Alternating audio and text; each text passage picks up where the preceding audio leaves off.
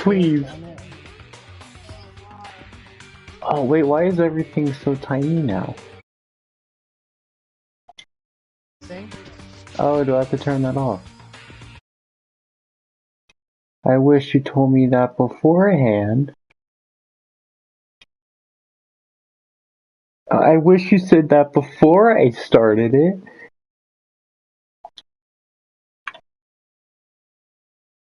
Fucking hell.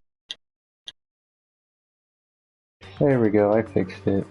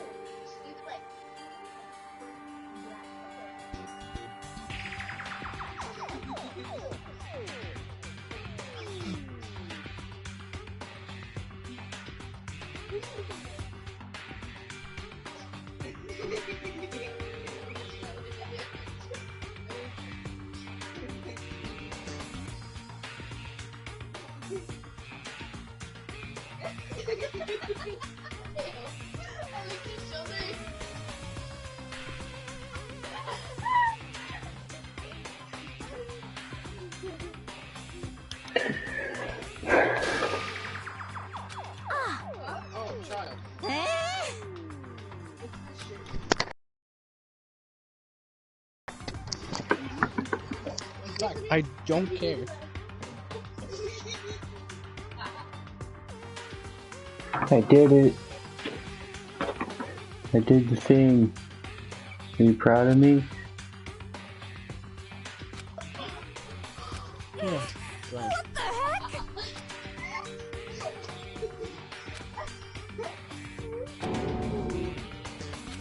So then. Holy sh! This MC stinks. That's it.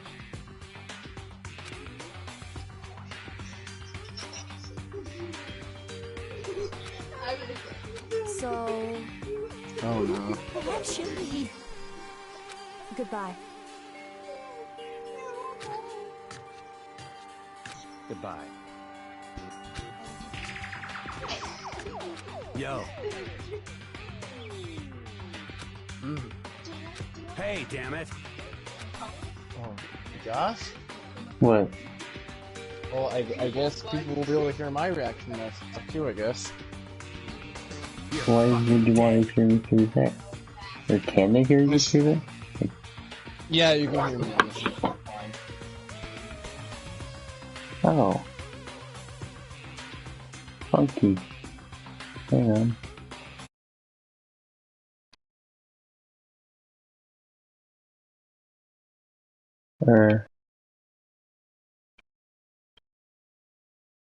Yeah, you might want to do that. Allow your voice to be shared. Did that fix it? Did it though? So, Wait, it's doing mine now? Oh.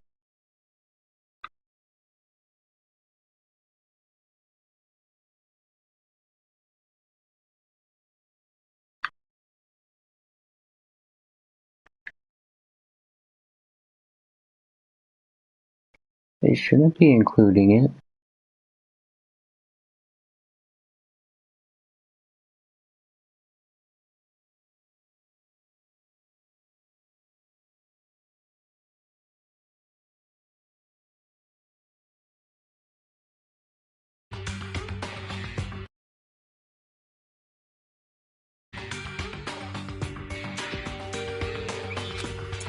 anyway.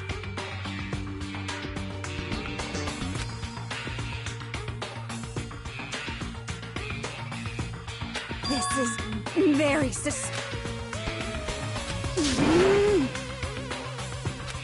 So,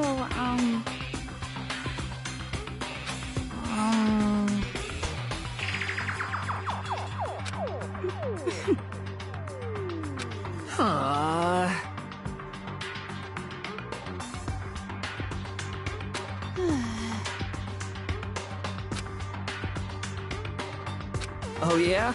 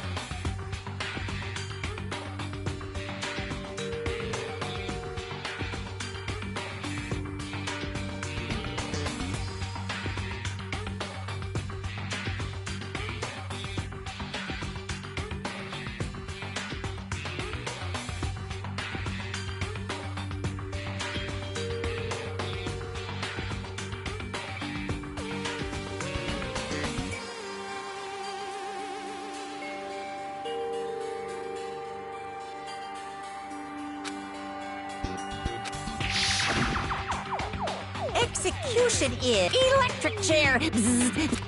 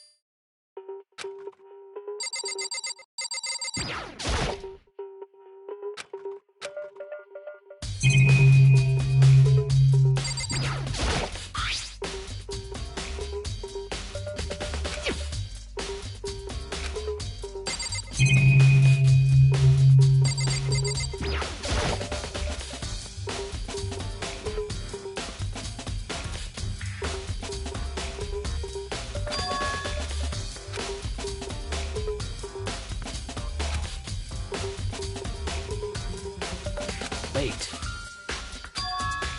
Huh. Well.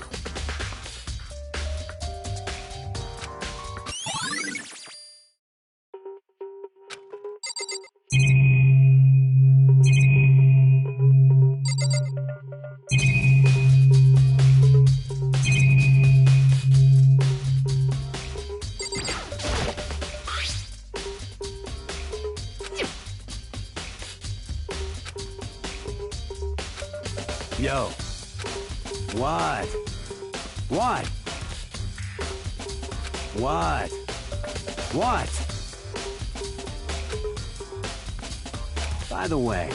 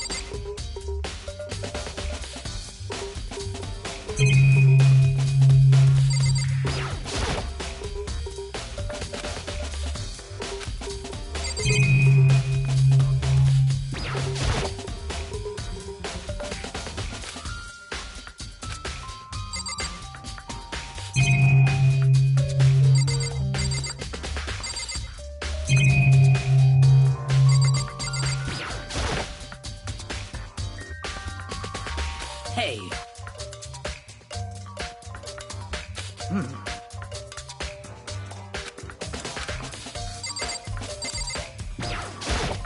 By the way.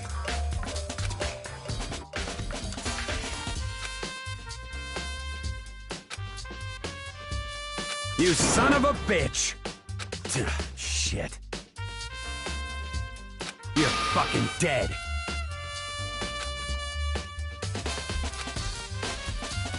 Yo.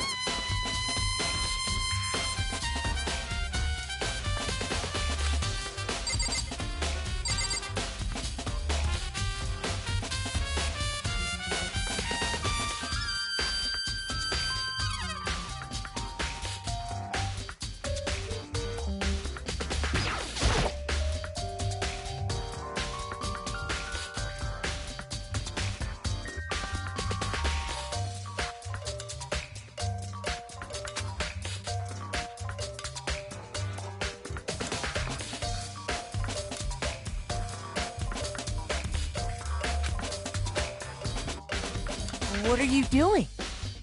Isn't it obvious? No, not really. I'm searching. Searching? Did you lose a contact or something?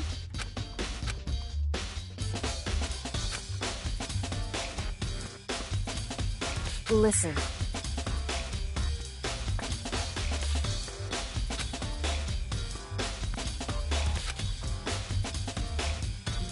I see. Hey.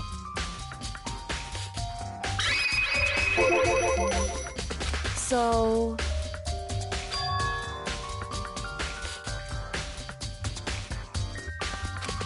Indeed.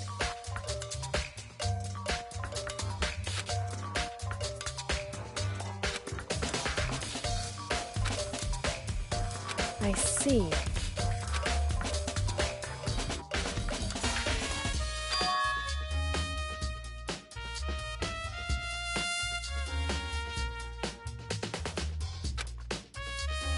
Well?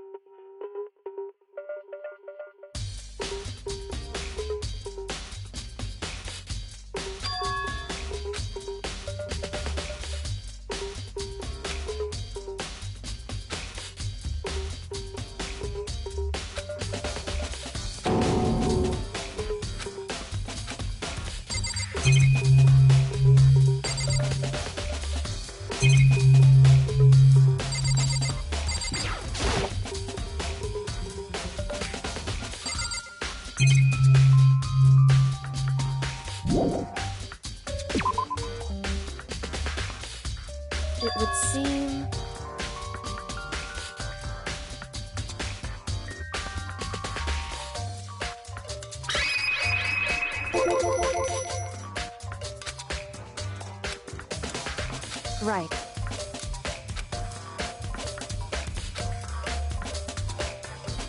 So...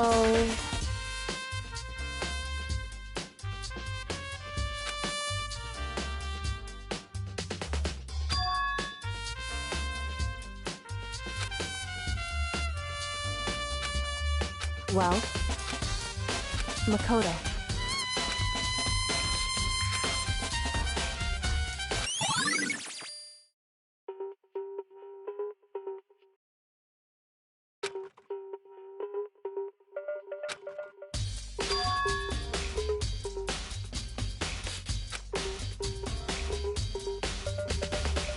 Makoto.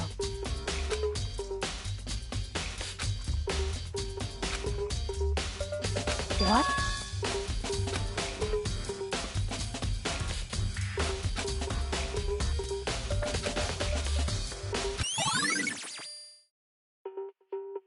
Correct.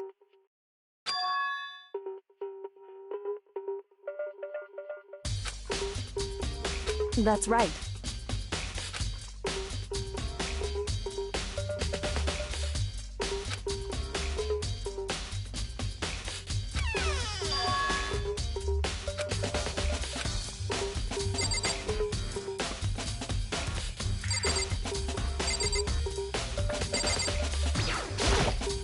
So then...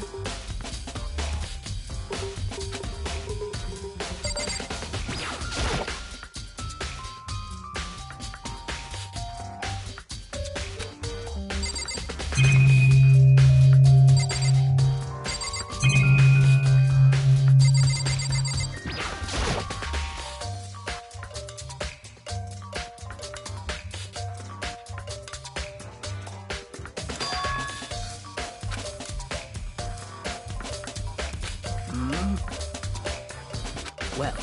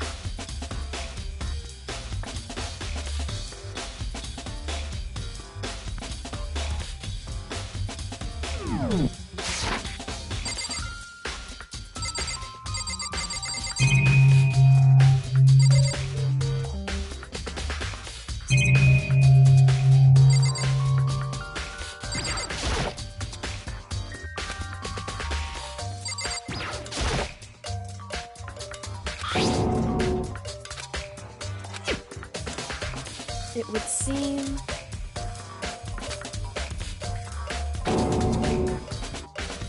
So...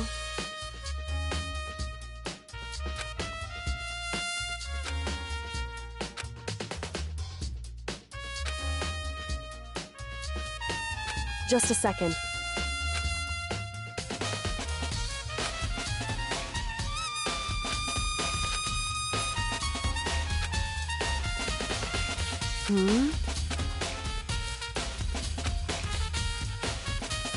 I see.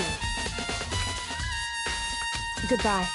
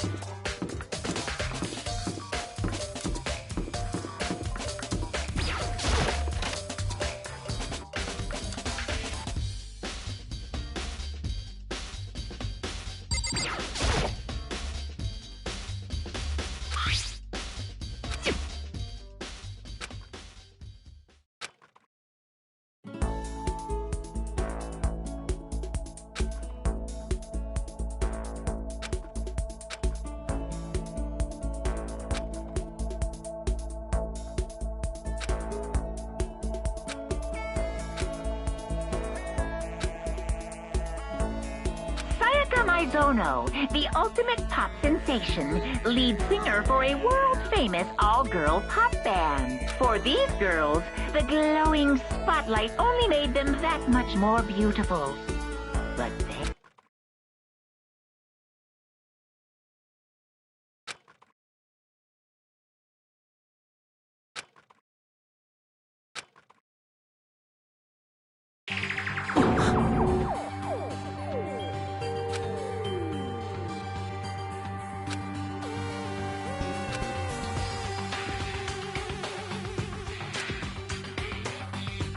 This ultra-successful team suddenly fell apart.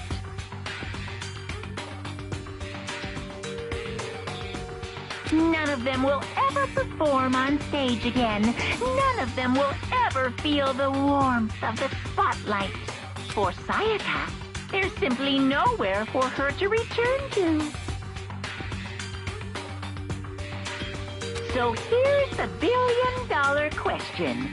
What, oh what, could have caused the group to go to pieces?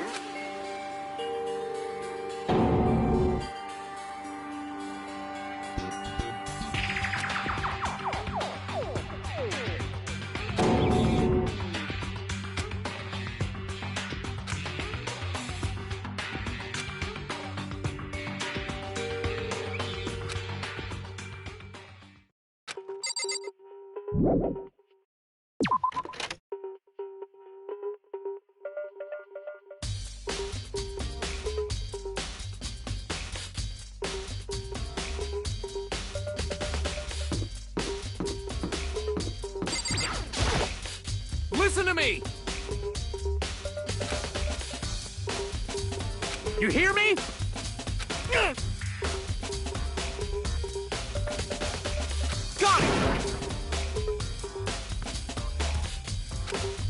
Ha ha ha!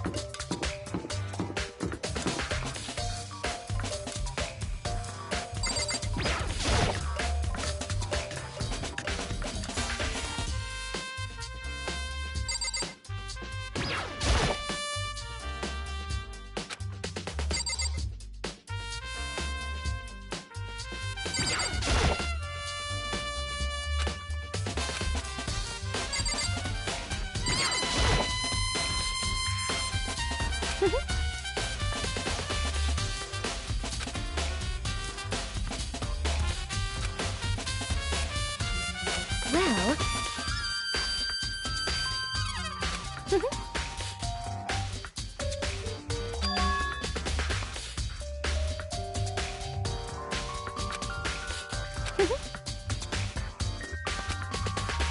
As for me...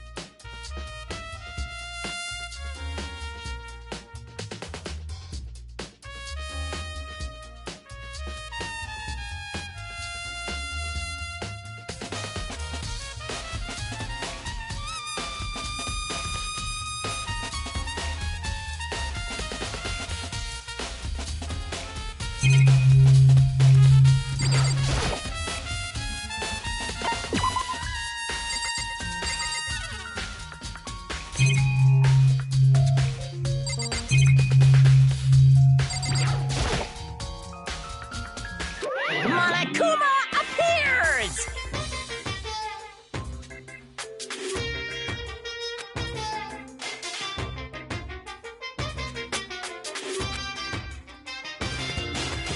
No, you can't go any further!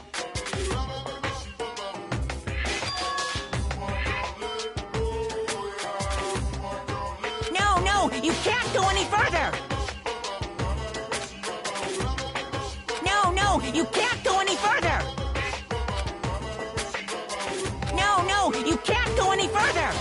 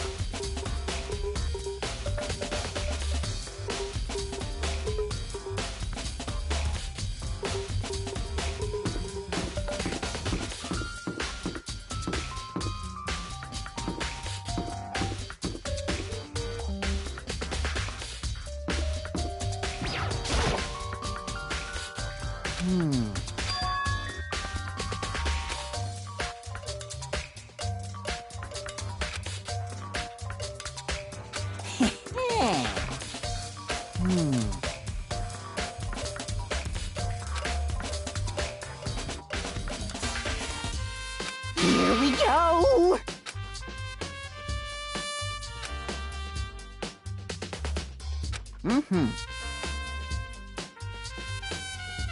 Very strange.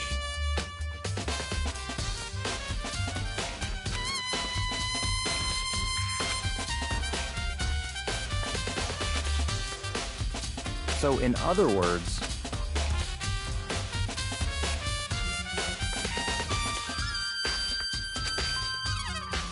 so that's it.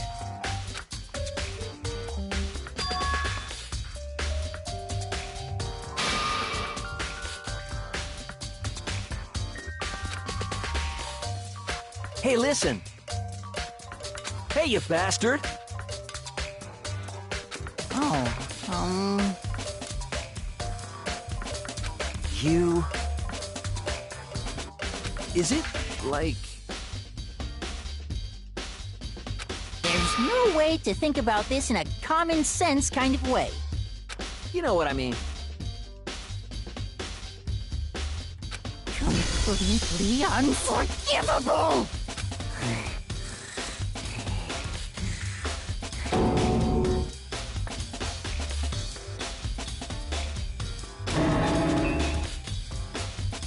Give me a break.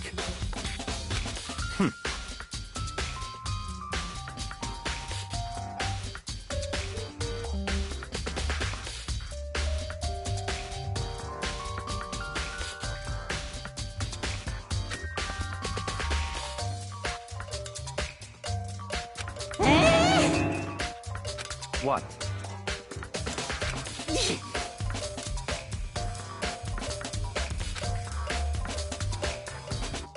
Mm-hmm.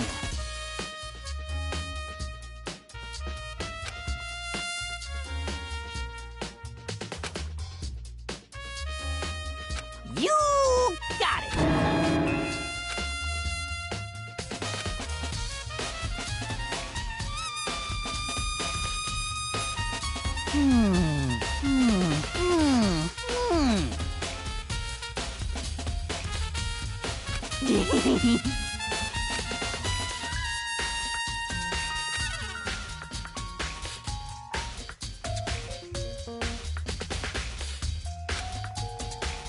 Da-da-da-da-da!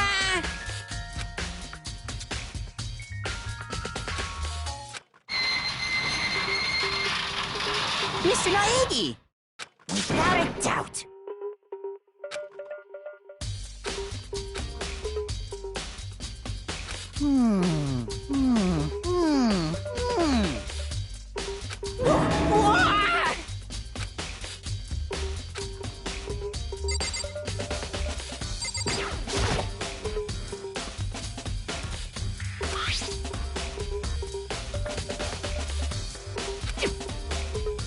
Is this...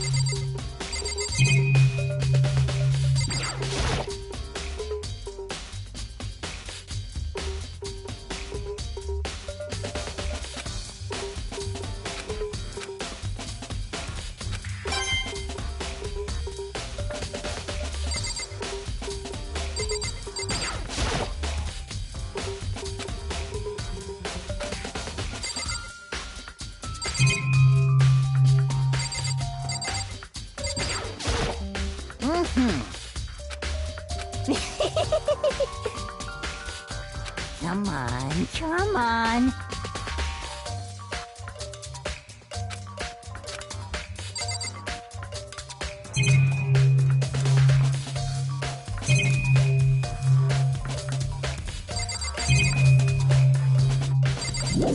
Why is that? So it would seem.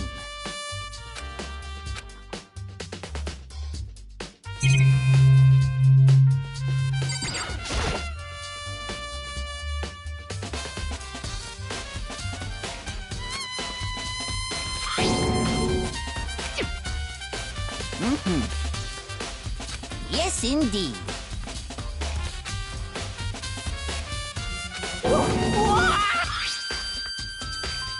Was it a fairy? Huh?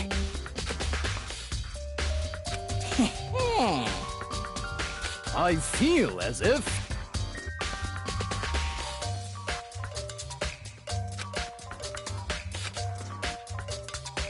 Most suspicious.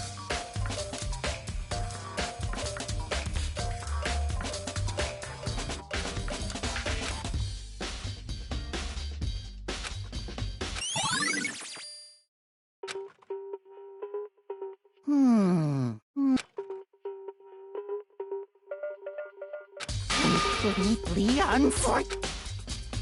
That's it. I'm sure of it.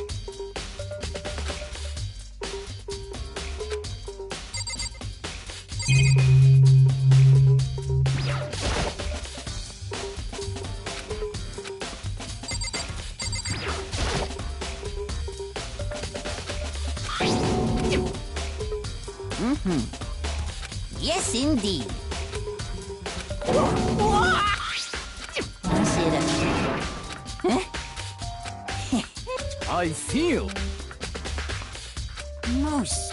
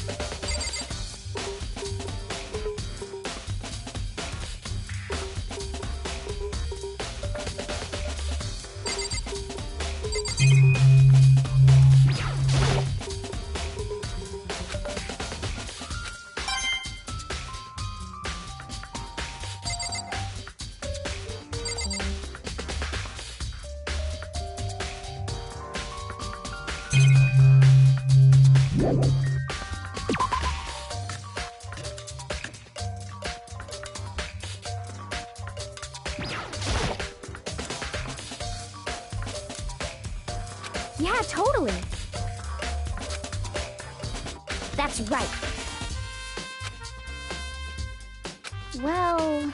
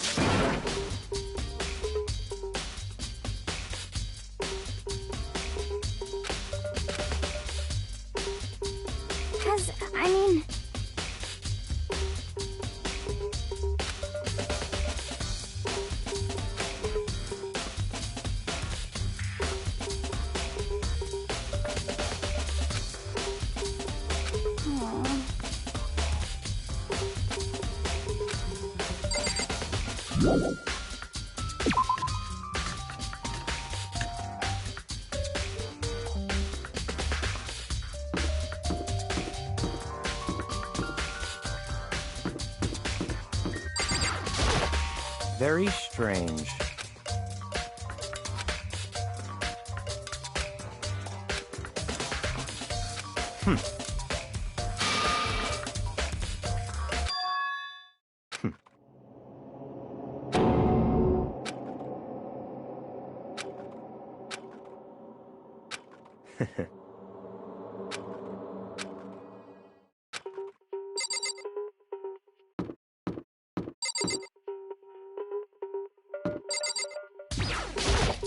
Seems like...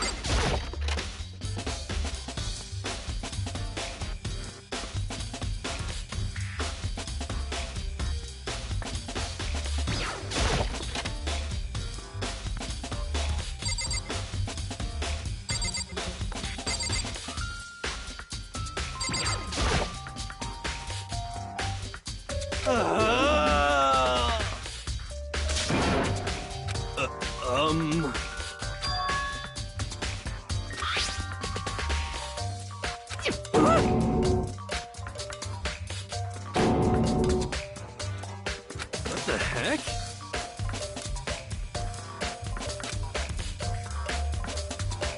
What?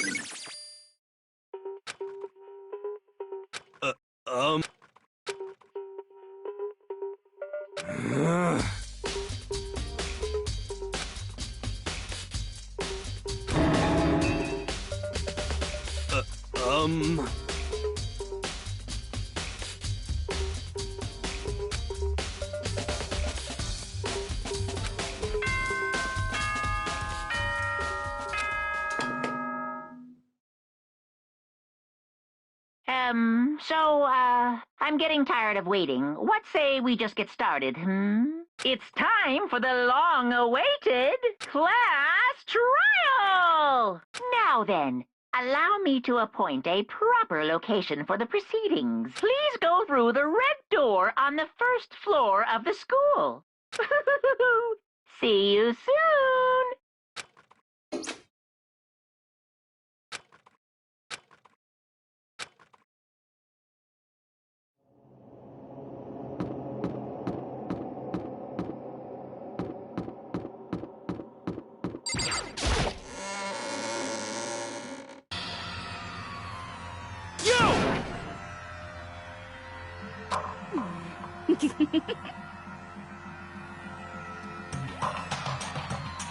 Listen to me!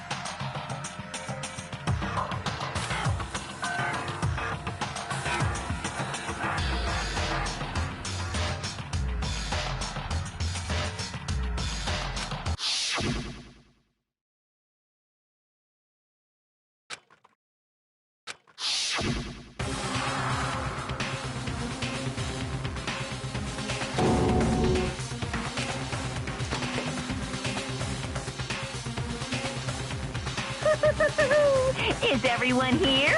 Okay then. Please board the elevator in front of you, which will transport you to the courtroom, where all your fates will be decided. I'll meet you all down there. I'll be waiting.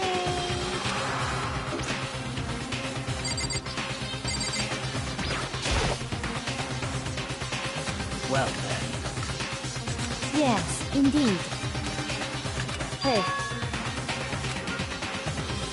Makoto.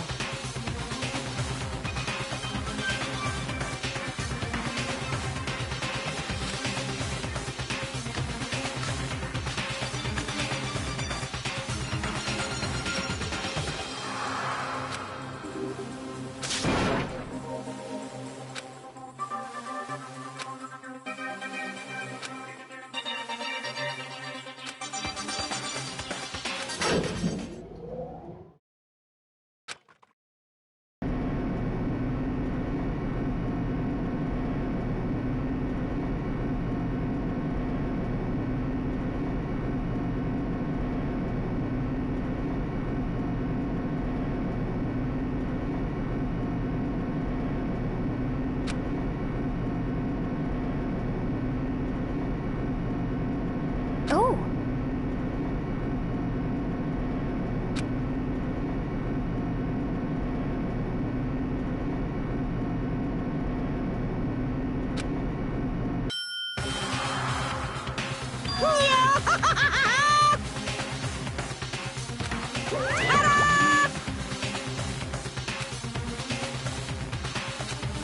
Shit.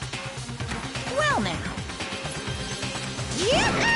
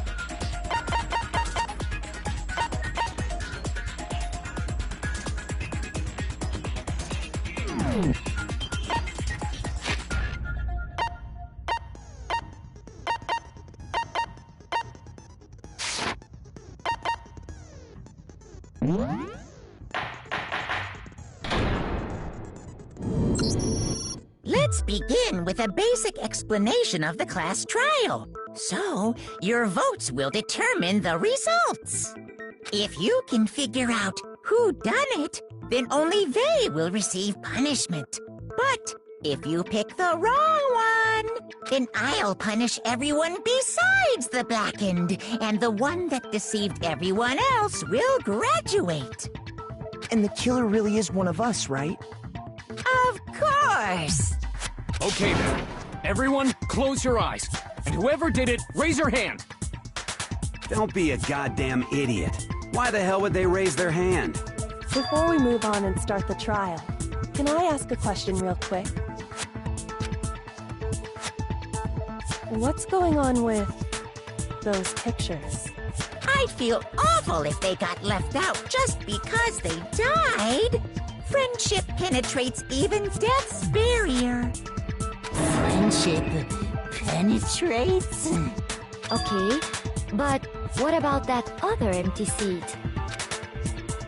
There were only 15 of us to begin with, so why are there 16 seats? Oh, no reason. It's just that our little courtroom here can technically fit up to 16 people. Okay, that about does it for the preamble. Get ready to get started. First up is the case summary. Now, let the class trial begin.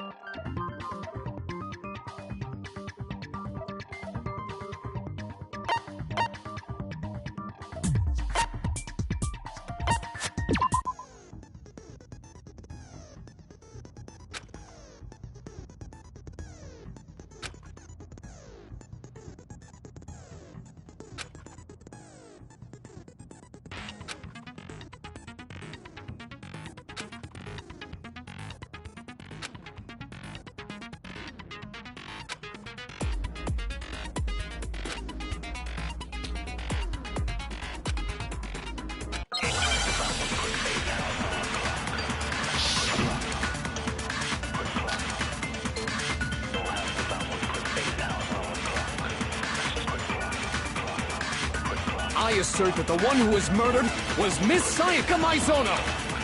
Yeah, we know that part already. And the murder took place in Makoto's room. In the bathroom. So it seems most likely that the killer must have taken her by surprise while she was in the bathroom. She didn't even have a chance to resist.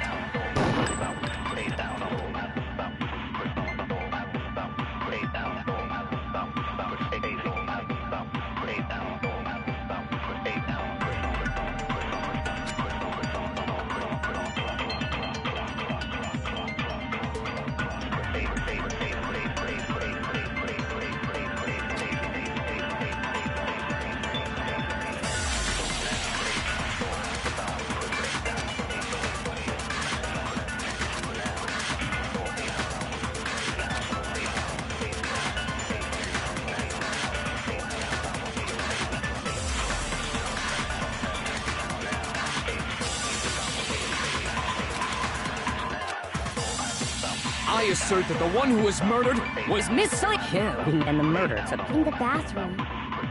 So it seems most likely that the killer must have taken her by surprise while she was in the bathroom.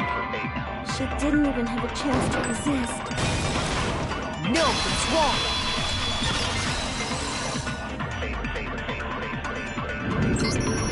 Just a second, Chihiro. Try to remember how with the way things had been damaged, I think we can definitely assume there was a struggle. A struggle? Between who and who? Between Sayaka and the killer, of course. So you're saying Sayaka wasn't caught by surprise in the bathroom? She must have been attacked in the main room first, Then, she ran to the bathroom to try and hide. The killer followed her in, and that's where they finished the job. That much should have been obvious after taking one look at the scene. It shouldn't even need explaining.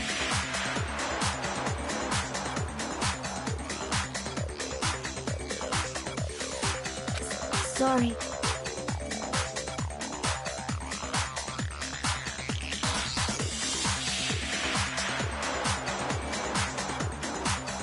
Okay, so what's next? Next is the subject of the murder weapon. Wow, this is starting to sound like a...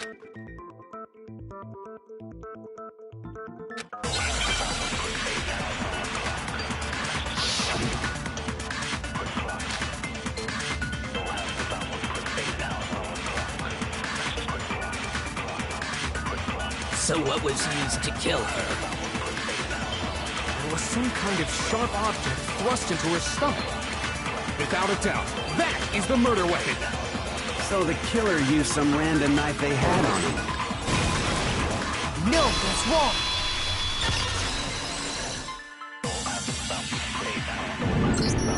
No. I do think it was a knife, but not just any knife.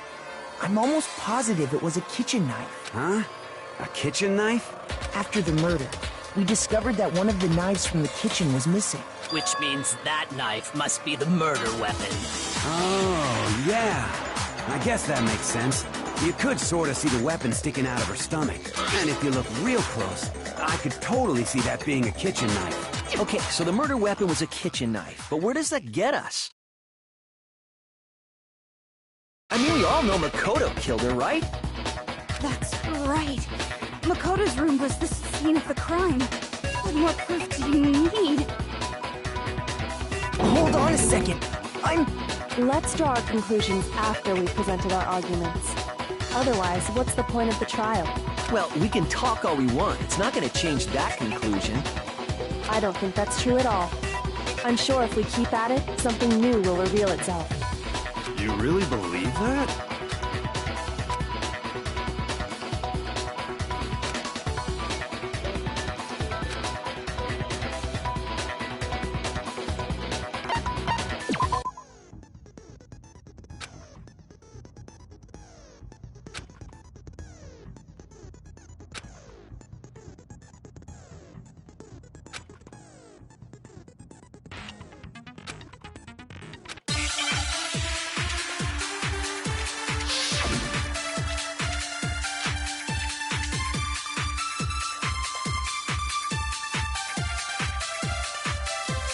So, I guess there's no question that the kitchen knife was the murder weapon. But where does that get us? Makoto must have taken it from...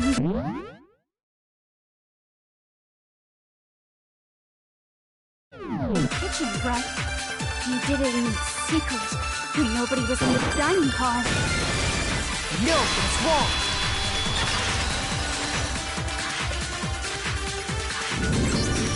Okay, wait. Hold on. I didn't take the knife from the kitchen. Next, you're gonna say you're not the killer, right? Go ahead and say it all you want. Well, what if I have a witness?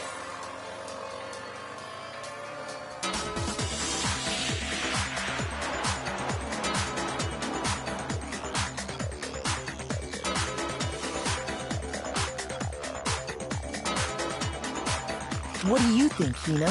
Huh? Remember what you were telling me earlier?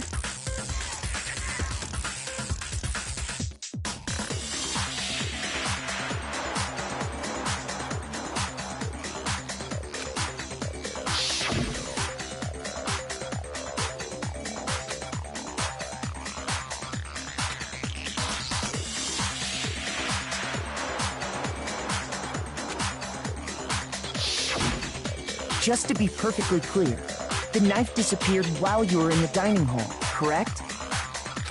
Yeah, that's right. And at any point while you were there, did you ever see me come into the dining hall?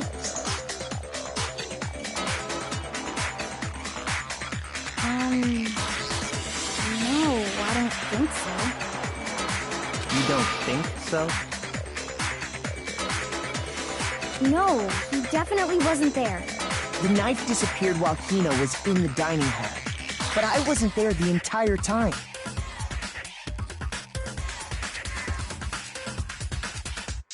In other words, there's no way I could have taken the knife. Okay, then what about this?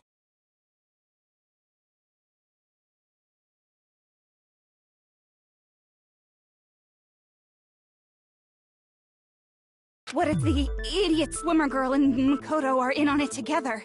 Idiot swimmer girl? Oh, and more importantly, why would I get involved in something like that?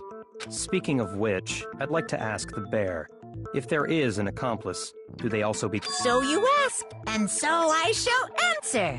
Each murder is allowed to have an accomplice, but only the one who does the killing will get to graduate. So in other words, two people can work together, but one of them has no chance of profiting from it.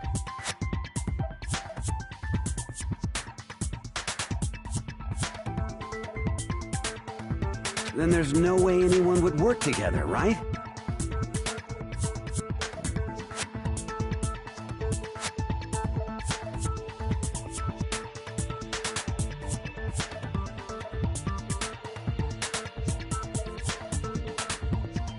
But what if they did work together, and they just didn't know about the rule?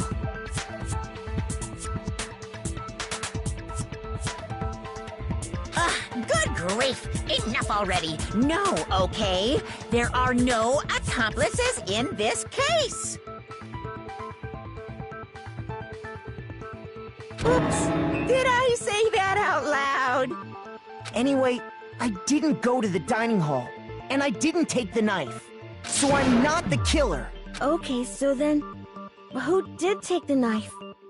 Hina seems the obvious candidate. After all, she just said she was in the dining hall. No way! I swear it wasn't me! Sure, but can you or anyone else prove that? I can. That's right.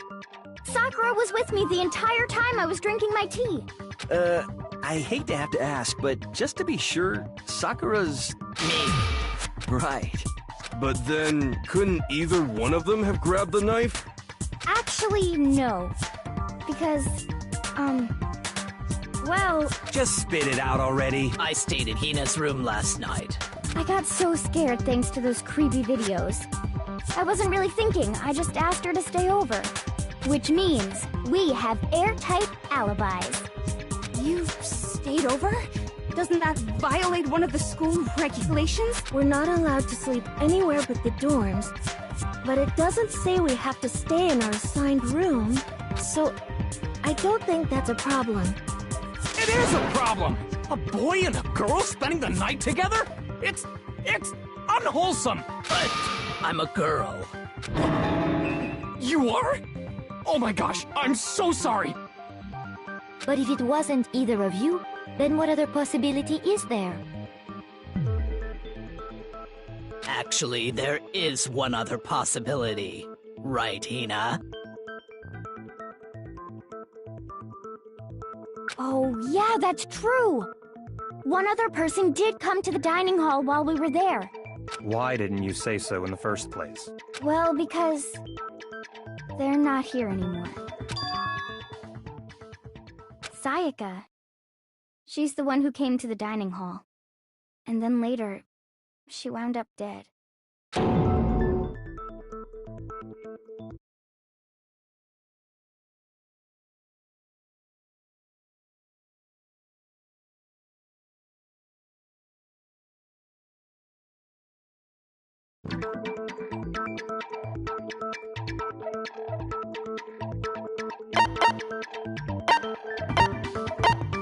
I got it! Then, Sayaka is the one who took the knife?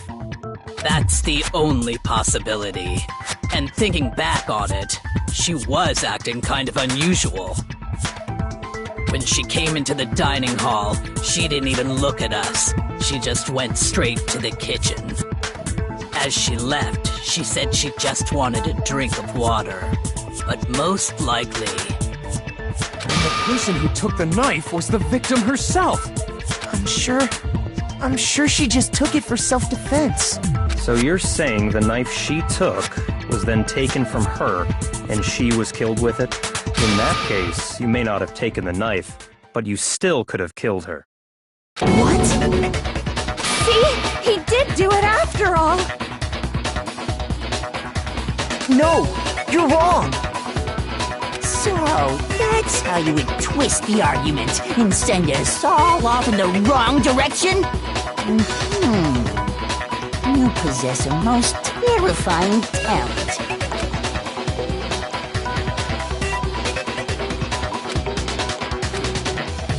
Hold on. It's still too early to decide conclusively that Makoto is the killer, wouldn't you say? Because you see, if the room did belong to the killer, then they did something most bewildering. And until we unravel that little mystery, you simply can't declare that he's the killer. Bewildering? What the hell are you talking about? Something was missing from the scene of the crime that by all rights should have been there. You know what I'm talking about, don't you?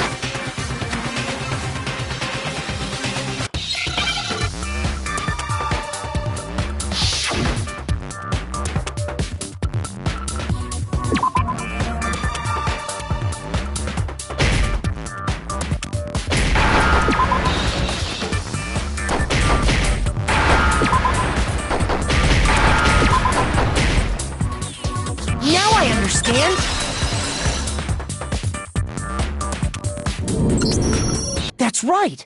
There wasn't a single hair on the floor!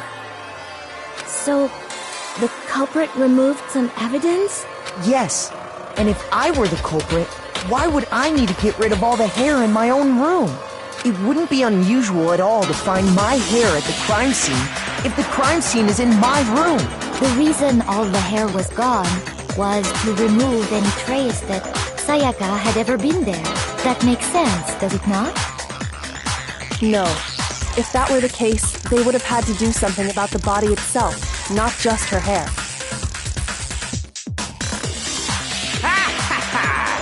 Yes, very true, very true! Okay, then why wasn't there any hair on the ground? The killer got rid of it all, of course, to remove any trace that they had ever been there. Wait, then that means... Precisely. It's simply beyond reason to believe that the room's owner and the killer are one and the same. Then, Makoto isn't the culprit? Are you sure we can decide something so important based solely on the absence of some hair? No. There are other reasons that prove why Makoto couldn't have done it.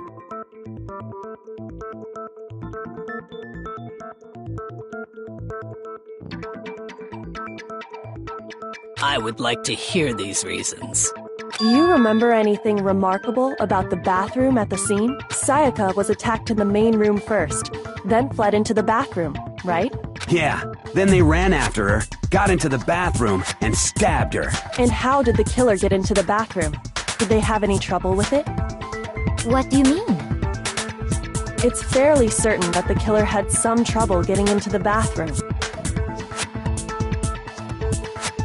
There was clear evidence left behind.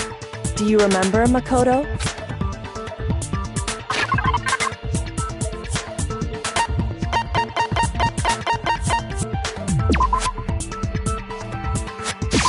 I got it! Evidence that the killer had trouble getting into the bathroom. You're talking about the doorknob, right? Huh? The doorknob? What doorknob? The doorknob for my bathroom. It was completely broken. See how the top part was unscrewed? And the doorknob's about ready to fall off? Oh yeah, true. But what does it mean? In trying to bypass the lock, they ended up nearly removing the entire doorknob. This is another most bewildering act for the room's owner. It proves Makoto is beyond suspicion. So what? You're saying he wouldn't break the door in his own room? But if the only choice you have is to break it, you break it. There's nothing bewildering about it. You still don't see? Okay then, let's take another look at how the incident unfolded. Hopefully that will help you understand.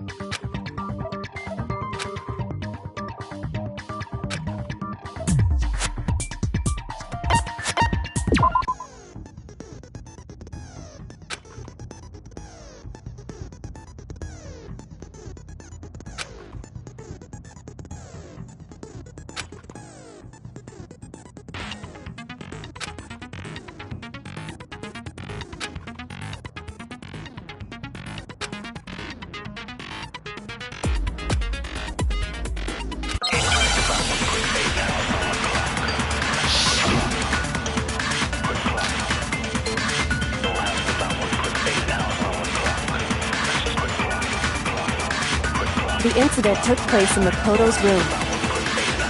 Sayaka was first attacked in the main room. She then fled into the bathroom. Then the killer ran after her. And they got into the bathroom. At that point, the killer had to try and bust down the door. Because Sayaka had locked it. No, that's wrong!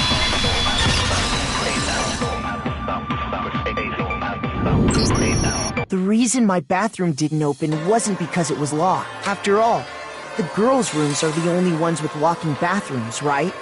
Yes, now that you mention it, that is true. Then why didn't your bathroom door open? Because it was stuck. Huh? What are you talking about? My bathroom door doesn't fit in the frame quite right. Monokuma over there can testify to that. Yup, true as true can be.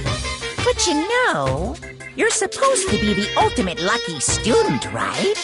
But to have that's not lucky at all. So the reason the door didn't open was just because it was stuck. But the killer didn't know that and assumed it was locked. So they tore apart the doorknob to get in. Okay, but then why would the killer even think the door was locked in the first place? Everyone should have known you can't lock any of the boys' bathrooms.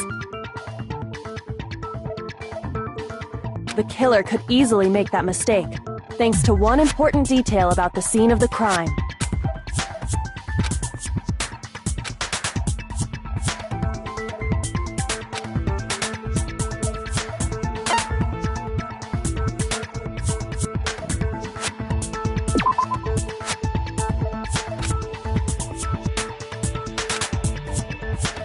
Shoot!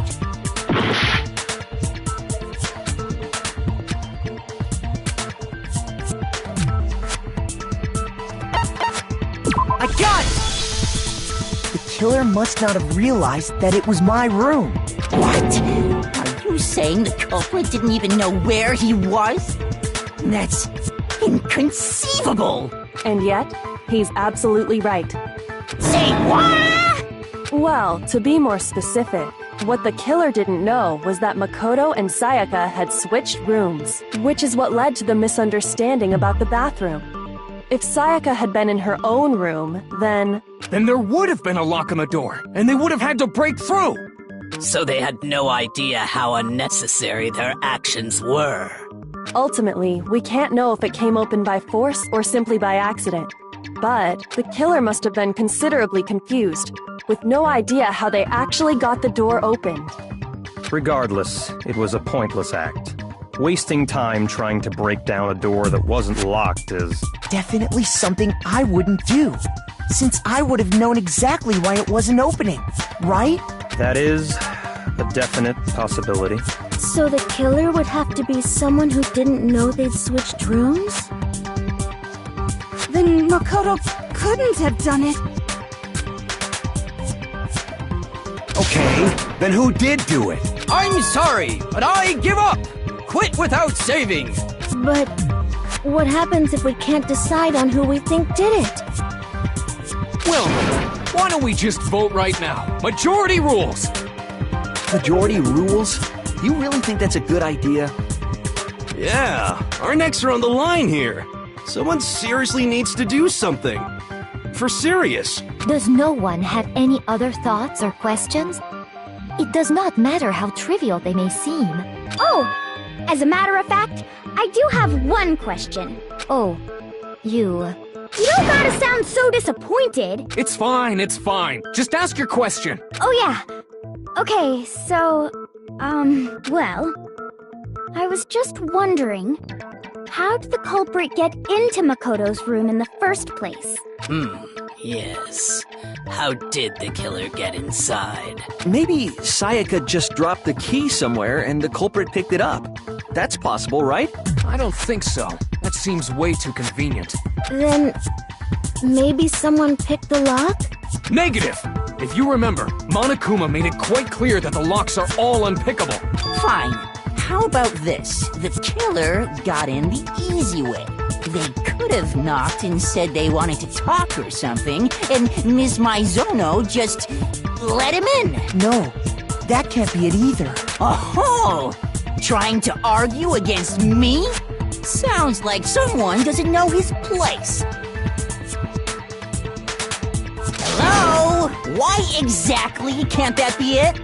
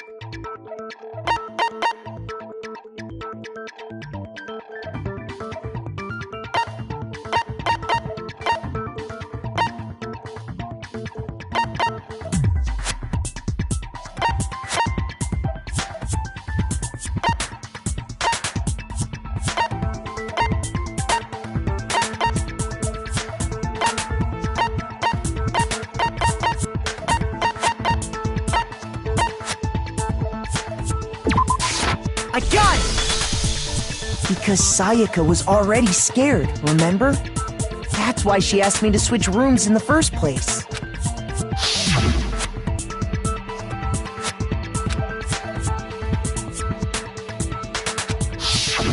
Knowing what she'd been through, I just can't believe she would have opened the door for anyone.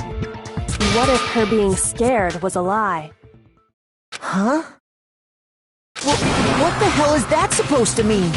Why would she lie about something like that? I know you don't want to consider it, but look at this and tell me. Can you still deny the possibility?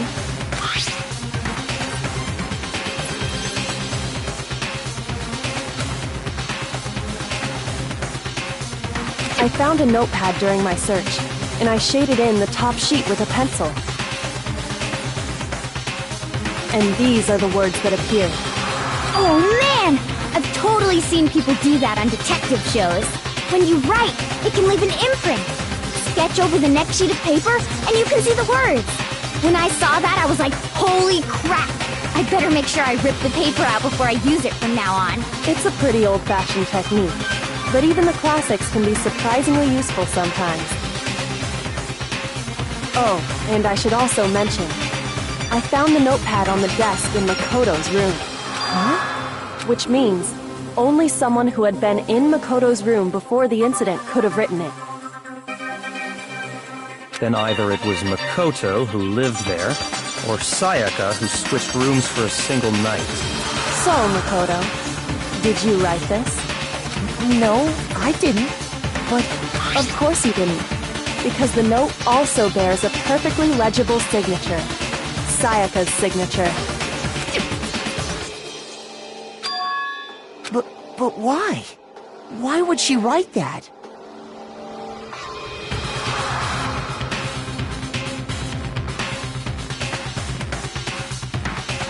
The note was likely her way of getting in touch with a certain someone. She must have slid it under their door to let them know she wanted to meet with them in secret. If you got an invitation like that from the ultimate pop sensation, what young man could resist? Of course, I'm only into... But can we be sure anyone even got this note? And honestly, even if they did, I do not think they are at all involved in what happened. Huh? What makes you say that? Would you like to hear what I have to say? Very well then. Pay attention.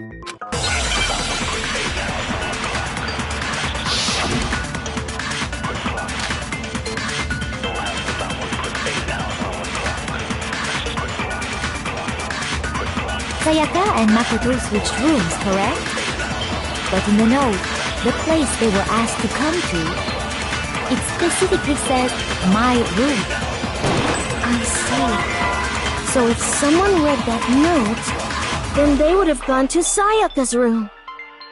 Exactly.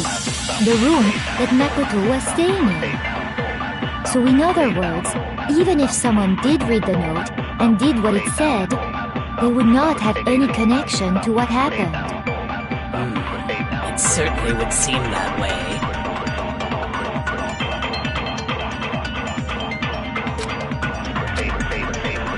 Sayaka and Makoto switched rooms, correct? But in the note, the place they were asked to come to, it specifically says, my room. I see. So if someone read that note, then they would have gone to Sayaka's room. Exactly. The room that Makoto left. No, it's wrong!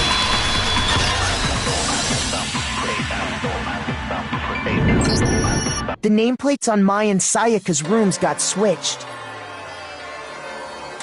They got switched? That's right. The nameplates got switched, just like the rooms themselves. As a result, the nameplate on Sayaka's room actually had Makoto's name. And the nameplate on Makoto's room had Sayaka's. So what you're saying is, the room Sayaka was staying in was actually marked as her room. Then, if someone did do what the note said, they would end up at Makoto's room where Sayaka was. Plus, their rooms are right next to each other, so switching the nameplates would be no problem. And the one who switched the names was... Well, of course it wasn't you, right, Makoto? Right. Okay, then who did it?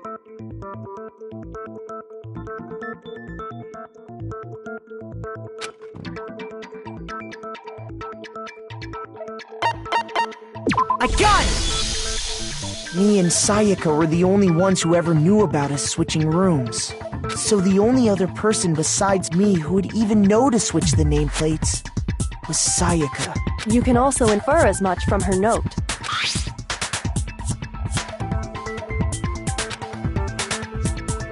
She specifically tells the reader to check the nameplate.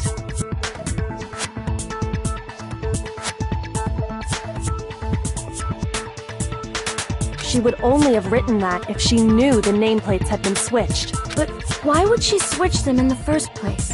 She wanted someone to come to the room she was in, and also hide the fact that it was Makoto's room. What? Inviting someone to your room, but not telling them you'd switched rooms. Why would anyone do that? To understand that, we first need to understand what happened after she invited the person into the room. That's where the answer lies. What happened then was probably whoever she invited over came in and attacked her. We figured it out! We know who did it! Whoever she invited over is the culprit! But we still don't know who it is, you goddamn idiot! Sayaka fought with her killer there in the room, yes? Perhaps the answer to our previous question lies in that initial struggle. Yes, I think you're right. Then... we just have to figure out what happened during the fight, right?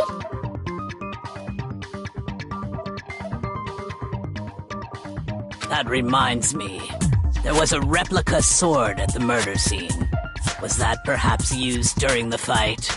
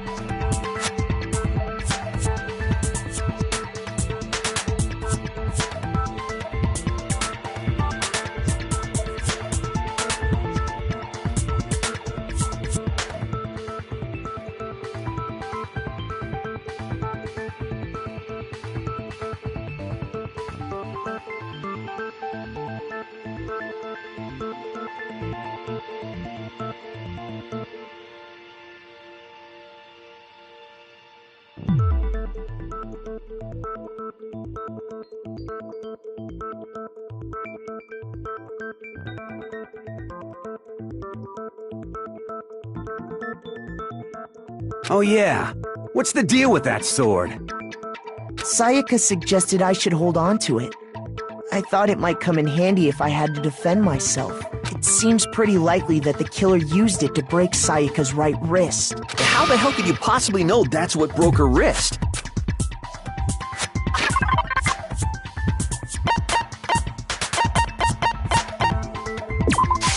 I got it! All you have to do is take a good look at her broken wrist, and it should become pretty clear. Right there where her wrist is all swollen, there's something glittery there. See? Is that gold? It sure is. Specifically, the gold coating from the replica sword. You barely have to touch that stuff, and it'll stick right to you. And there's some on her wrist because... I got it! Because she got hit with the sword, right there on her wrist! I see. And so the truth draws ever closer. Alright, then it's about time to solve this mystery.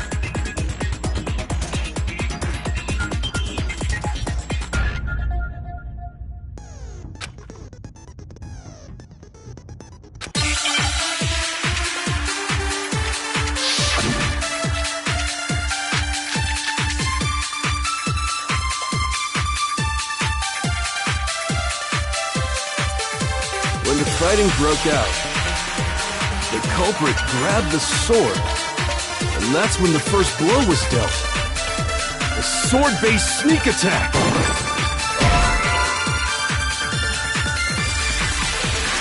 Shoot! When the fighting broke out, the culprit grabbed the sword, and that's when the first blow was dealt.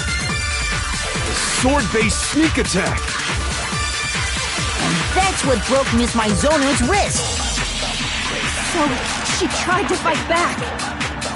She grabbed the kitchen knife she had hidden away.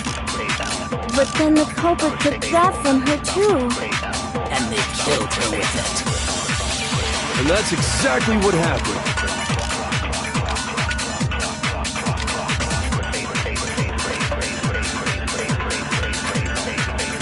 When the fighting broke out, the culprit grabbed the sword, and that's when the first blow was dealt.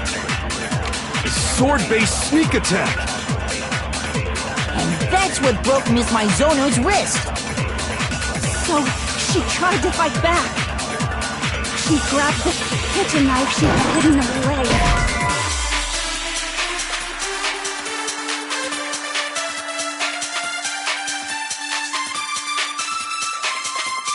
Shoot!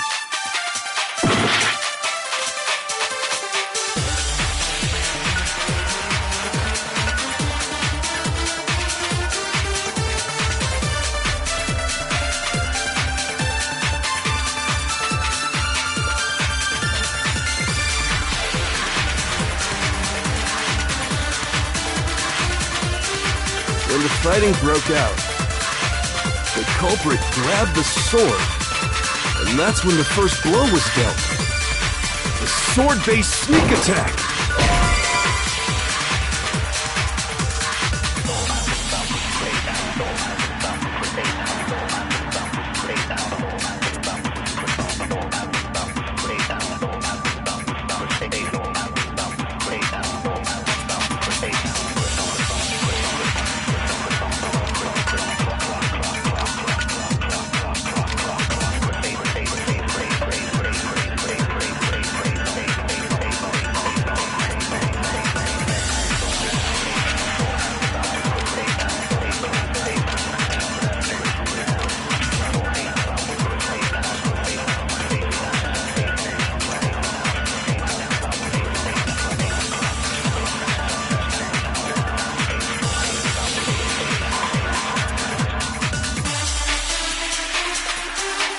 Shoot!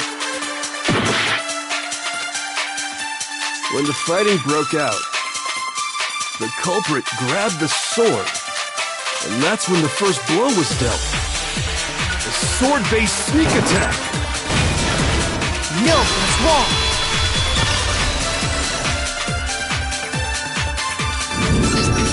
Actually, no. I don't think the fight started with the sword. Why not? Because the sword's sheath had been scratched. See? There's a gash in it. Like someone cut into it with something sharp. Something sharp? You mean like the kitchen knife? That was the only sharp thing found at the scene. Stop jumping ahead! Slow down and explain it so I get what the hell's going on. If the sword was used first, there wouldn't be any explanation for the scratch on the sheath. If you were going to attack with the sword, you'd take it out of the sheath first, right? That's true. With the sheath on, it'd be heavy and bulky and useless as shit. Okay, so how did the sheath get damaged? If they got attacked with the kitchen knife, maybe they grabbed the sword as a defensive impulse. In that situation, there wouldn't be any time to actually unsheath the sword. So you're saying the sword was initially used to defend against an attack from the knife? Which means whoever had the kitchen knife was the one who attacked first. I think I get it! So here's how it all played out. The culprit came in, found the kitchen knife hidden there somewhere, then they took the knife and attacked Sayaka before she knew what was happening. So she grabbed the sword to defend herself, but then the culprit took that from her too!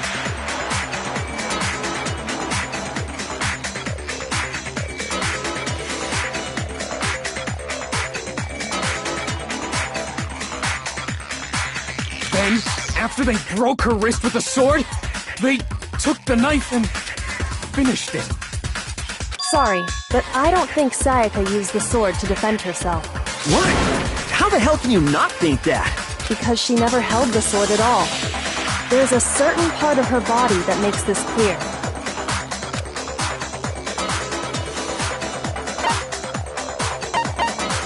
Shoot!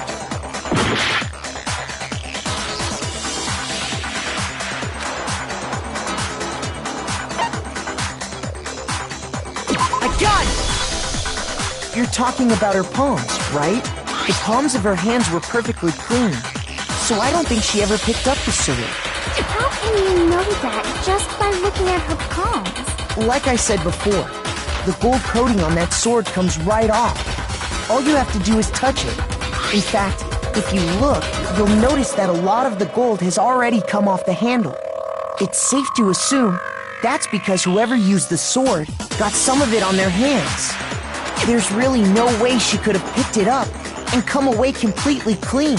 Maybe she washed her hands after she escaped into the bathroom. Sorry, but I don't think so. Why do you say that? Is it because you think I'm ugly? No, that's not it.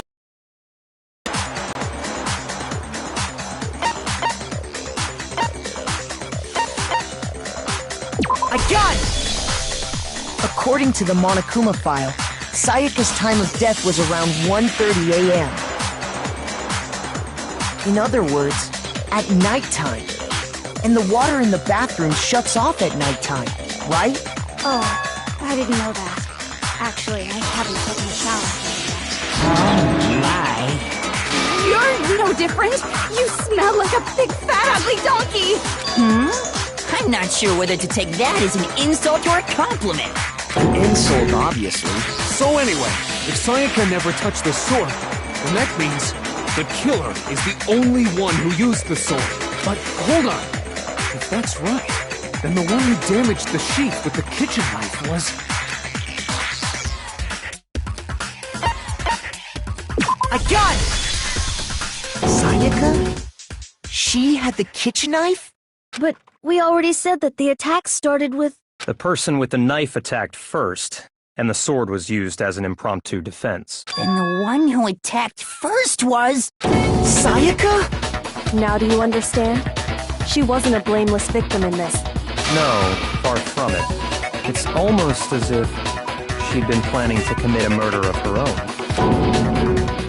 She took the knife from the kitchen, then invited the culprit to the room she was staying in. And if it's true that she had the kitchen knife and attacked without provocation... Indeed. These are all the actions of an assailant. Which brings up another point. Makoto, Sayaka was the one who suggested you two switch rooms, correct? Maybe the reason she wanted to switch rooms was so that she could pin the crime on you. That is a possibility, is it not? Sayaka wanted to... on me? That would also explain why she would switch the nameplates. She wanted to get whoever she had targeted to come to Makoto's room where she was staying. And by committing the murder there, instead of her room, that would implicate Makoto. But for that to work, the target had to be lured out while still keeping the room swap a secret. If the target knew she had switched rooms, they would have become suspicious right away. So all that's why she switched the names? But doesn't that plan seem a little risky? For one thing, even if her plan worked, Mr. Naegi would just tell everyone they'd switched rooms. I don't know. I'm not sure our soft-hearted Makoto is capable of that kind of cutthroat behavior. I'm sure Sayaka realized the same thing, which is why out of all of us, she asked him to switch rooms. Plus, she was the ultimate pop sensation. A totally forgettable kid. Or a national superstar. Who are you more likely to believe? Wait, then you're saying she had this all planned out? Holy shit!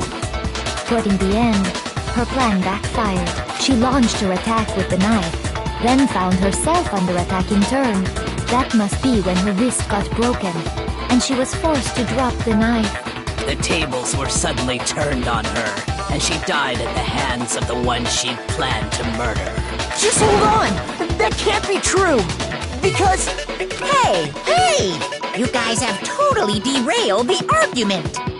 You're being super boring right now. Come on, hurry up and decide who did it. Wouldn't it be awful if I had to punish you all just because you ran out of time? Oh yeah, we gotta decide who we think did it. Makoto, right now you just need to concentrate on figuring out the answer to this mystery. If we can't uncover who murdered Sayaka, it's over for all of us.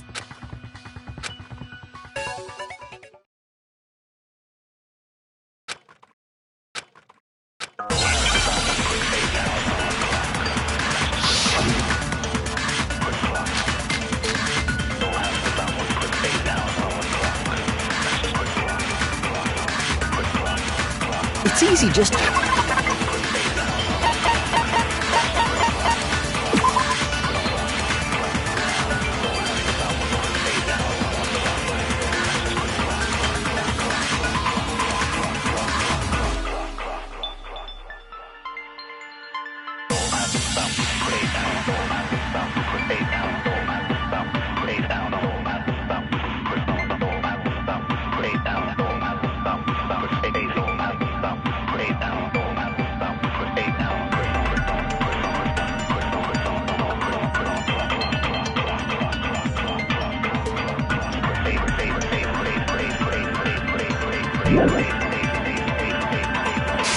To say, hey, decide who did it. But there just aren't any more clues, right? Very well. Then let's review all the clues we've found up to this point one more time. Do we really have time for all that? Die! If we don't do something, we're all gonna die!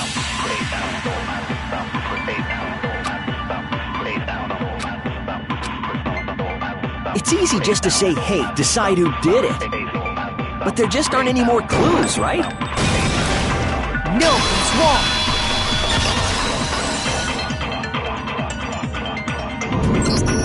There still might be one clue left. Sayaka's dying message. Dining? Wait, what did you say? The dying message. She wrote something on the wall behind her, remember? 11037. Written in her own blood. There must be a clue about the killer hidden in there. Well, before we get too far into that, I need to ask, can we really be sure that Sayaka is the one who wrote it? I got it! Her left index finger had blood on it. That could only be because she used that finger to write the message. I see. She broke her right wrist during the fight, so she'd have to use her left hand to write. Sure. I think we can all agree Sayaka wrote it. But still, what the heck do those numbers mean? 11037? Hey, Chihiro. You're a computer nerd or whatever, right? You should know all about numbers and shit. No, that's not... Yes, I'm a programmer, but I don't see any kind of meaning in these numbers. Of course. It's because they're not numbers. Oh! Yeah. What? No, it's just look at the numbers, assuming they're not numbers. Don't these first two, 1-1, look less like two numbers and more like one letter? Ah, you're right. The connecting line is barely there, so I assumed it was 1-1, but looking at it now, you could also read it as an N. Whoa, you might have finally just said something worth a shit.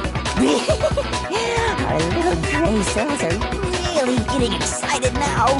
But even if that really is an N, N037, doesn't make any more sense than before. Rotate the image 180 degrees. Oh my god. Now I see. She wrote down the killer's name. Huh? You just shot past the clue part and right onto who did it. So, whose name did she write?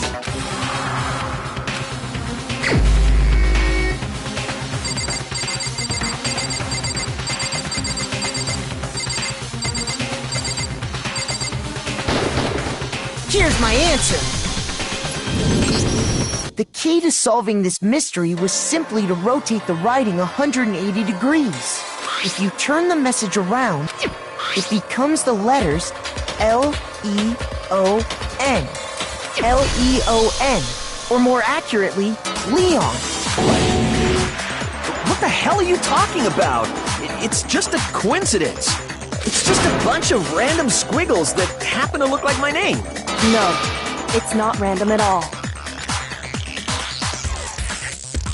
She wrote that message on the wall behind her as she was leaning up against it. In that position, she couldn't move to write normally, and had to write upside down, as it were. And as a result, when you look at it standing in front of her, it ends up getting flipped. Try it for yourself if you want. Write something sitting like her, and the letters will be inverted.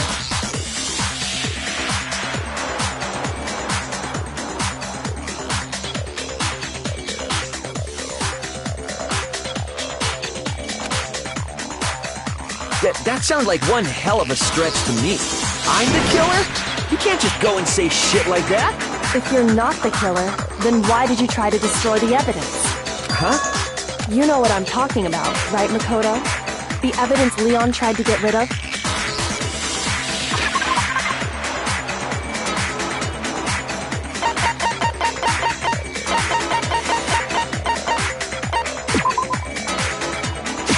I got it! You mean the burnt shirt piece I found laying on the ground by the incinerator, right? As the killers stabbed Sayaka, they must have gotten some of her blood on them. And to dispose of the shirt covered in the victim's blood, they threw it into the incinerator. But one piece burned off and got left behind. And the killer didn't notice. If they had, they most certainly would have panicked. Isn't that right, Leon? But is one scrap of fabric enough to conclude that Leon is guilty? Yeah, I mean, Leon's not the only one wearing a white button-up. That's right. There are plenty of other people here with shirts like mine.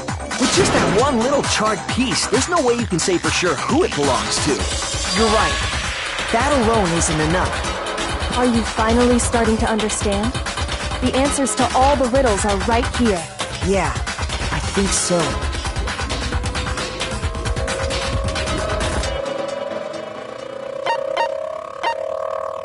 I got it! If you look closely at how the shirt was disposed of, we should be able to figure out who the killer is. Oh yeah, that's a good point. I think I know what you're gonna say. You can't reach the incinerator without opening the gate in front of the trash room, right? And obviously, you wouldn't be able to hit the switch to turn it on either. You'd need the key to get in, and the one with the key was the person on cleaning duty.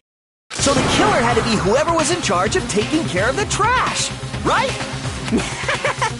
Interesting.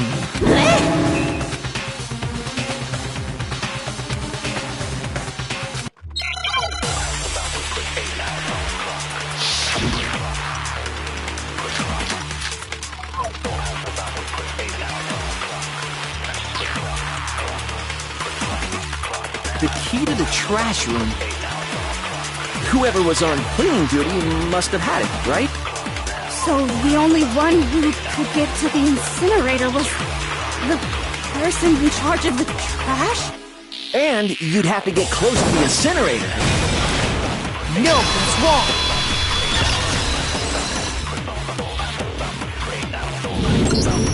Hold on.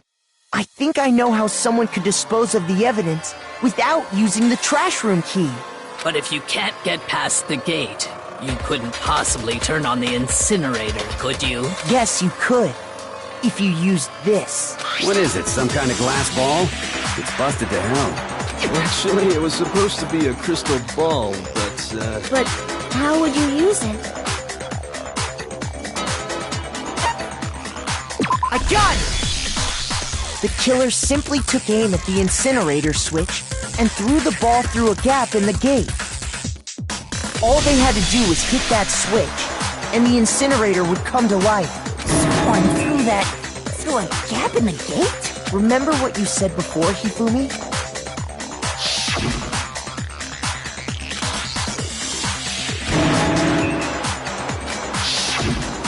Hifumi had the key, So the only way the incinerator could have been turned on without his knowledge was because the killer was able to hit the switch without opening the gate. Once they got the incinerator going, all they had to do was ball up the shirt and toss it in. Hey, come on!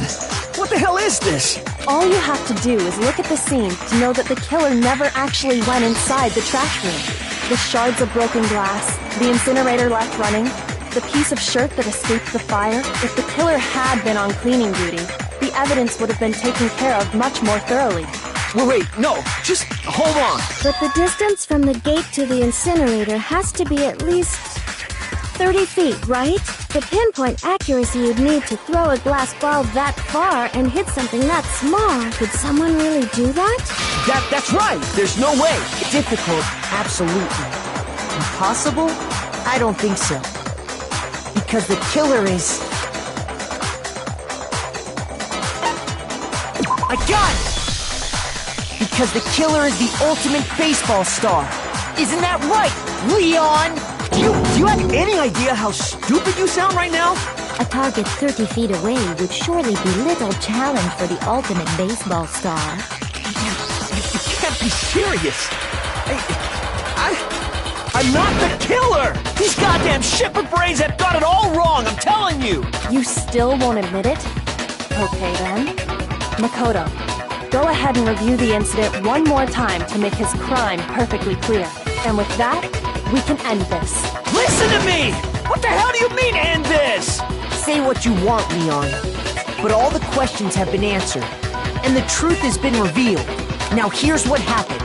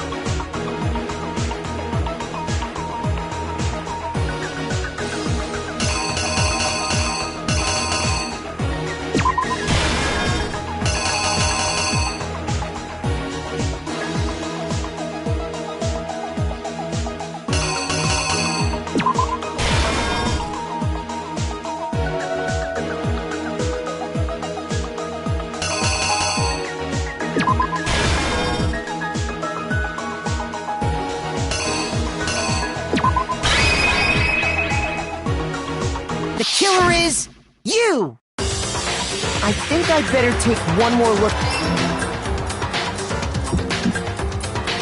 Last night, the killer went to the room Sayaka was in. In other words, my room.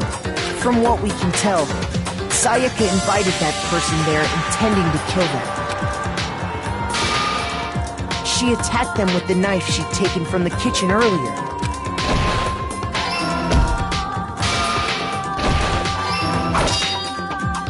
But then something happened that she wasn't prepared for. They grabbed the fake sword I put in my room and fought back. During the struggle, a strike from the sword broke Sayaka's right wrist.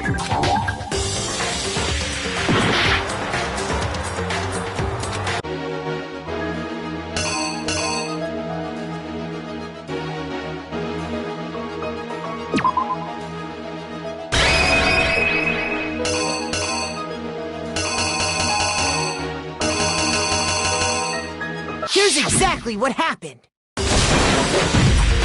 During the struggle. And that's when she lost her grip on the kitchen knife.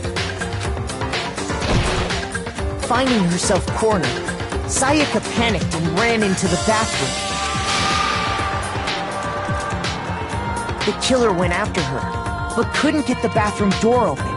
What they didn't know was that my bathroom door got stuck easily, and there was a trick to opening it. Sayaka knew about that because I told her, but of course the killer had no way of knowing. So instead, the killer forced the door open, took the kitchen knife, and stabbed Sayaka.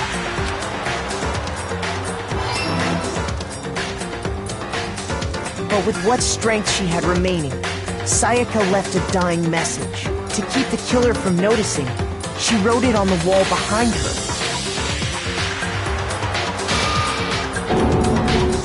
And with that, all her strength was gone. With Sayaka dead, the killer quickly began destroying the evidence. First, they took off their shirt, which was covered in their victim's blood. Then they took the lint roller in my room and cleaned up the entire area. They wanted to make sure they got rid of any trace they'd ever been there. Afterwards, the killer headed to the trash room to destroy their bloody shirt. They tried to burn the shirt using the incinerator there, but the trash room was blocked off by an especially sturdy gate, preventing access to the incinerator. So they came up with a plan to use Hiro's crystal ball, which he'd left in the laundry room. The killer managed to throw the ball through the gap in the gate and hit the incinerator switch. For any normal person, that'd be an impossible throw.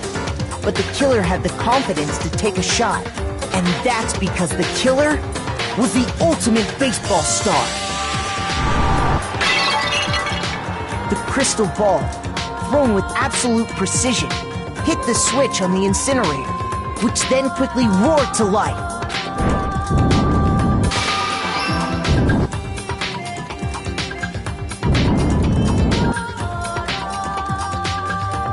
Having destroyed the final piece of evidence, they left the area with, I imagine, a sigh of relief. But there was one thing they missed. Part of the shirt they'd thrown into the fire burnt away and fell out of the incinerator. The killer didn't notice this, and so left behind a piece of indisputable evidence.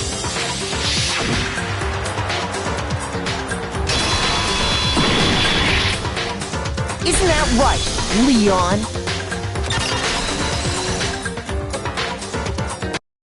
It would appear that Hiro simply forgot his crystal ball in the laundry room. You went there to try and wash the blood out of your shirt. And that's where you saw it, right? Seeing the ball? You thought of a way to take care of everything. So, Leon, do you object to anything that's been said? Do I object? Hell yes I object! Of course course I do! I object! I object! I object!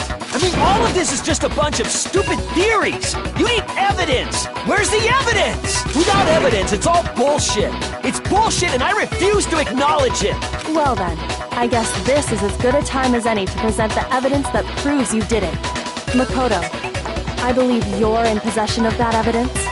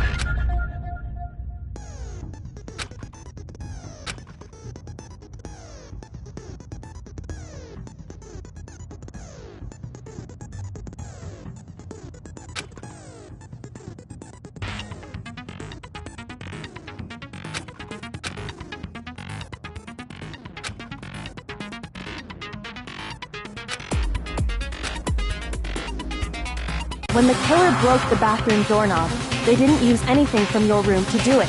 So what did the killer use? I refuse to acknowledge you! You're stupid! Stupid, stupid, stupid, stupid, stupid!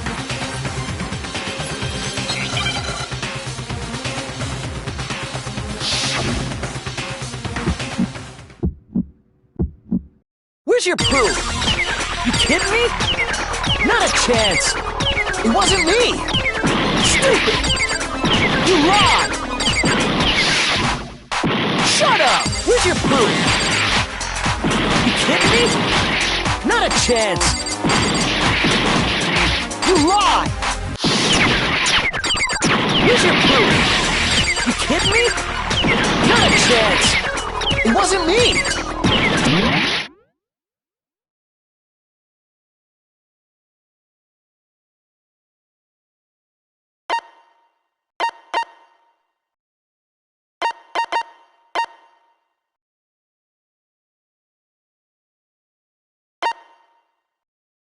Stupid! You lied! Shut up! Where's your proof? You kidding me? Not a chance!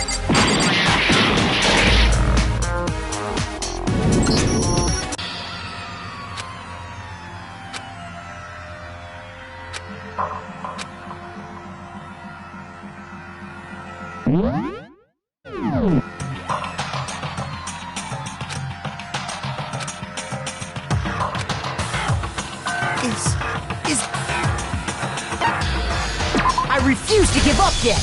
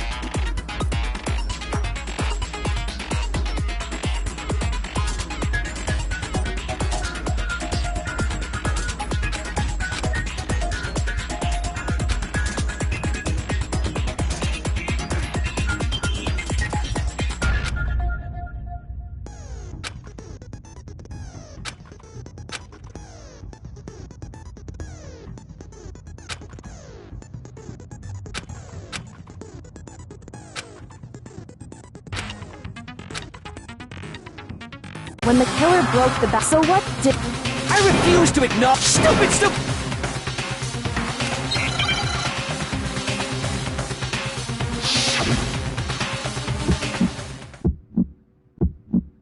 Where's your proof?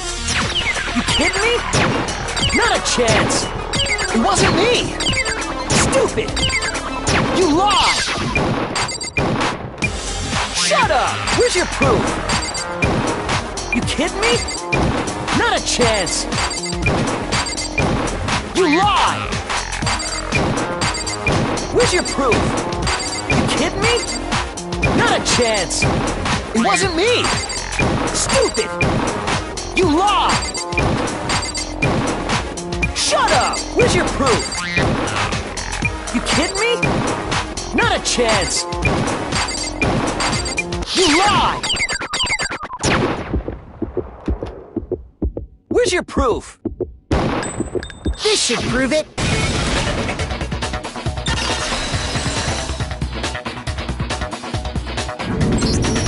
The screws on the bathroom doorknob were removed. I wonder what kind of tool the killer used to remove them. I mean, it had to be a screwdriver, right? Oh yeah, I'm pretty sure the toolkits we got each had one inside. And that must be what he used. There aren't any other tools anywhere. But the toolkit in my room had clearly never been used. That's because the culprit didn't know it was your room. They thought they were in Sayaka's room. Only the boys got toolkits, so the killer naturally assumed there wouldn't be one in there.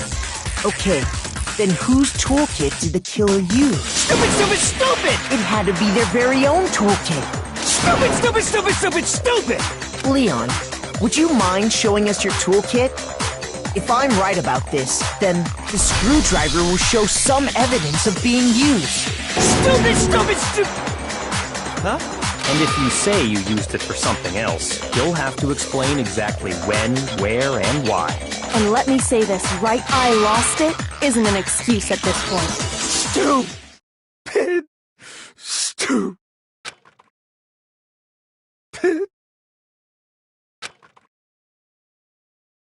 So, you have no rebuttal? Then it would seem we are finished here.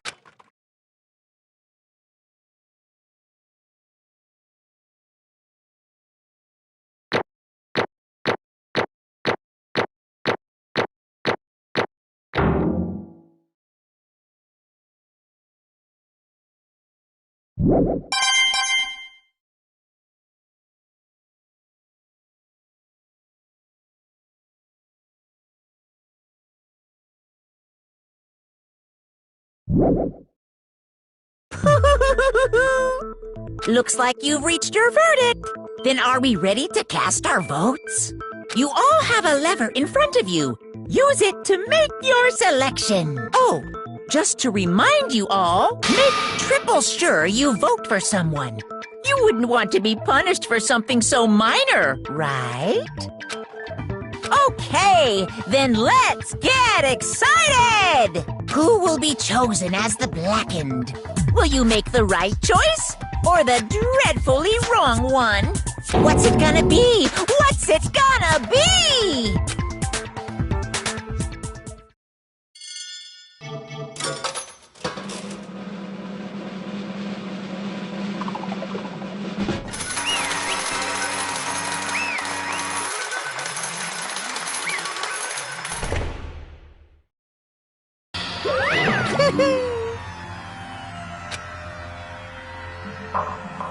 Yahoo!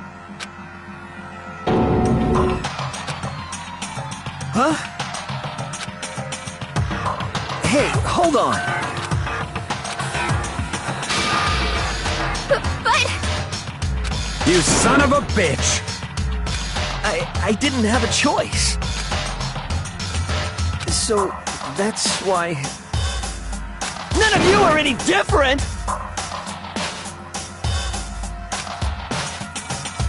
I was just... unlucky. That's all. Hey! Come on!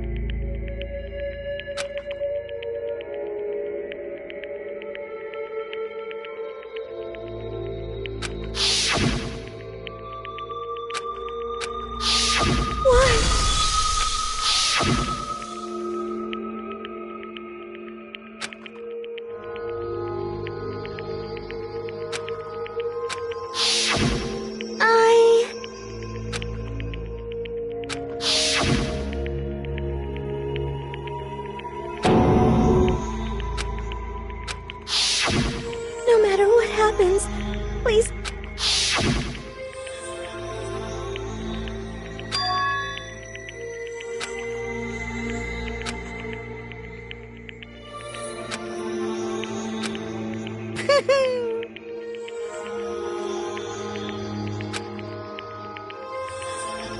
Ba-bum, ba-bum. Phew!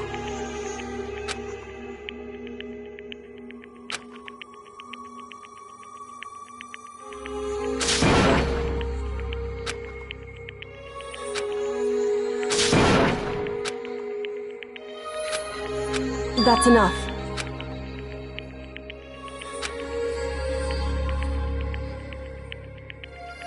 Calm down. Ba-bum, ba-bum.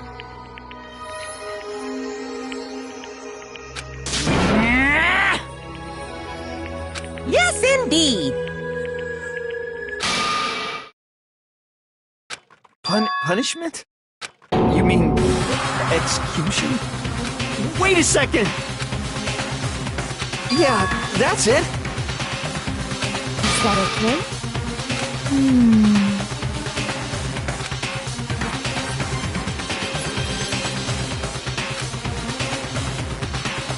Do you understand?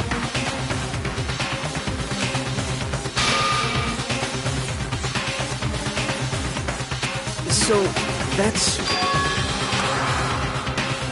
Oh!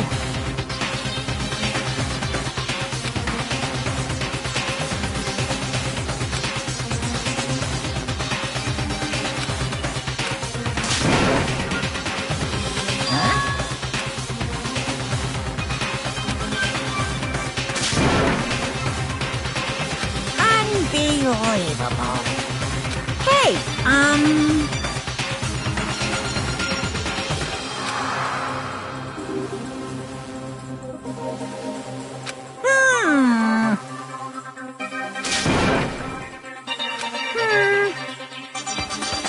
Thrills! Chills! Kills! I'm begging you! Please, don't do this! Hey, come on now. Stop, please! Now then, I've prepared a very special punishment.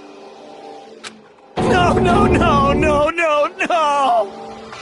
Let's give it everything we've got. It's punishment time! No!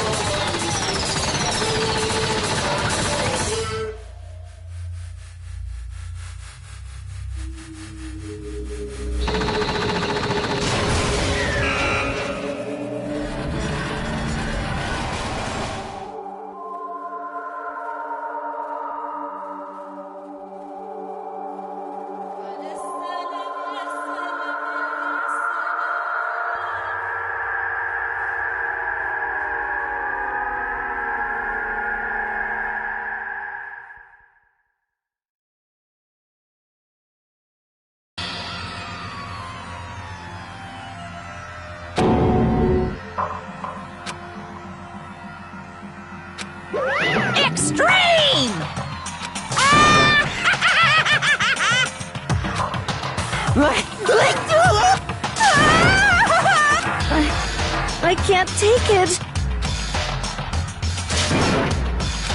Well?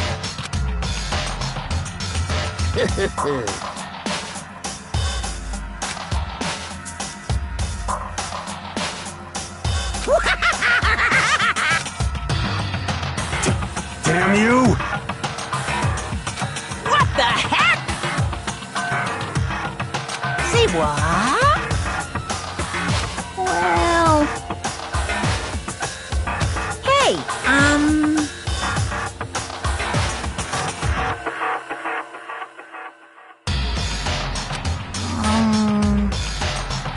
Shit.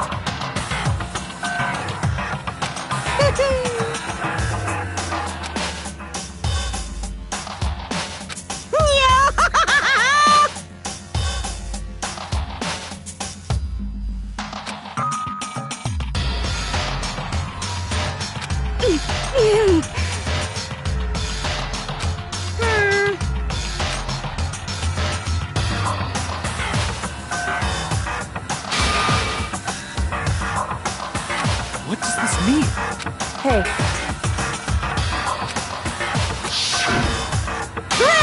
Chills! Kills!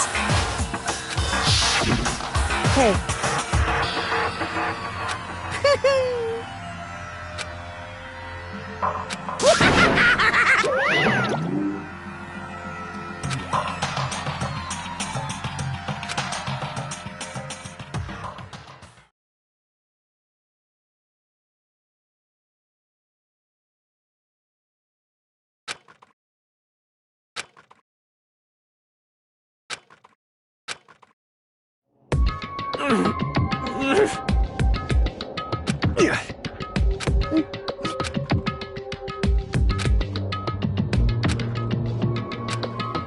Just a second. Makoto.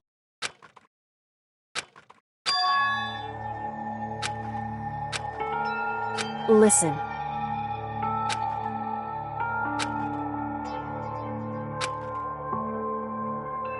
It's true.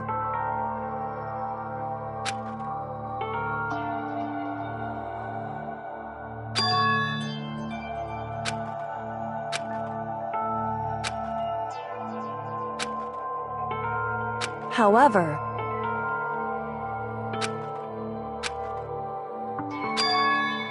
so...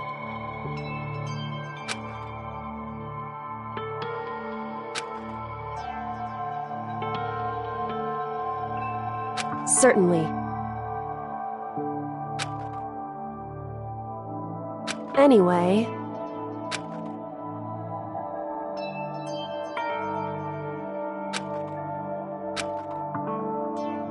Right.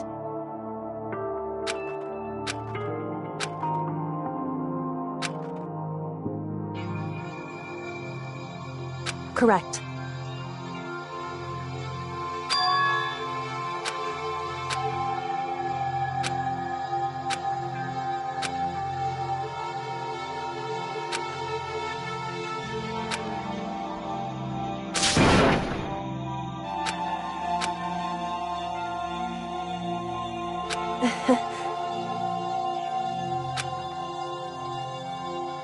Hey.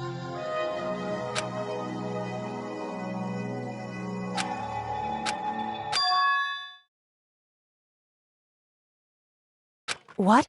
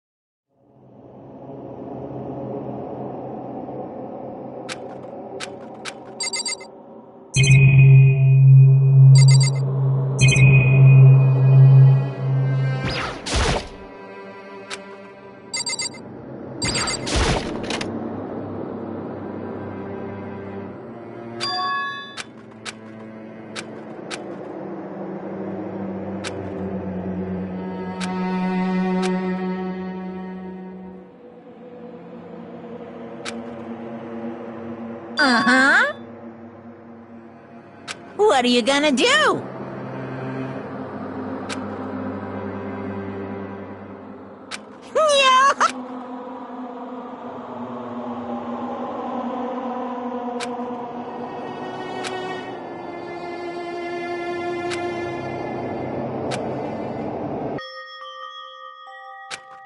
So, Listen to me!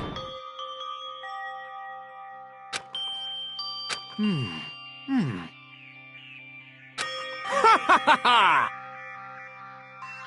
Hey, come on.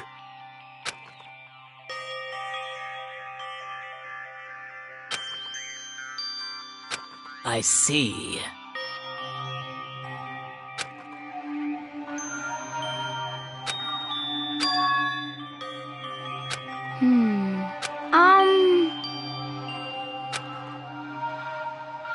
You got it!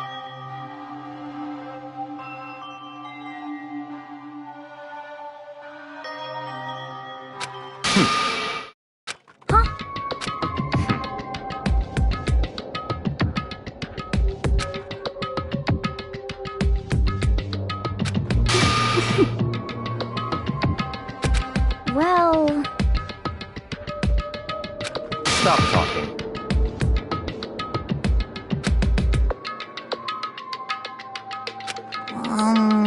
Are you okay with this?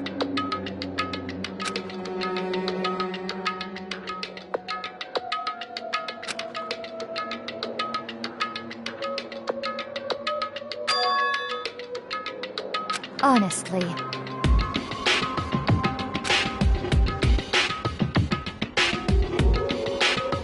So then.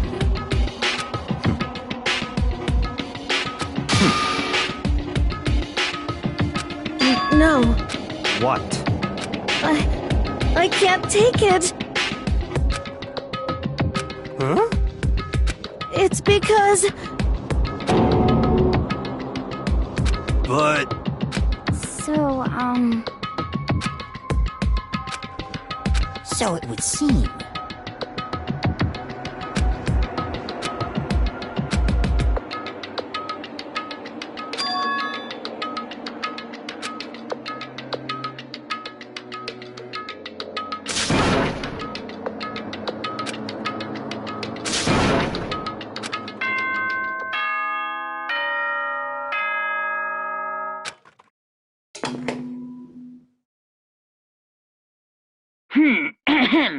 This is a school announcement. It is now 10 p.m. As such, it is officially nighttime. Soon the doors to the dining hall will be locked, and entry at that point is strictly prohibited. Oh, and one other thing. It was totally obvious before that you were trying to make yourselves feel better and justify what you did. See you, don't see you, see you. That's about how much I can see you, even when you try to hide. Now pay attention and remember this well. The burden of judging others is a heavy one to bear, so be well aware of your actions. Order and stability rely on the sacrifice and responsibility of everyone. Okay then, sweet dreams, everyone. Good night, sleep tight. Don't let the bedbugs bite.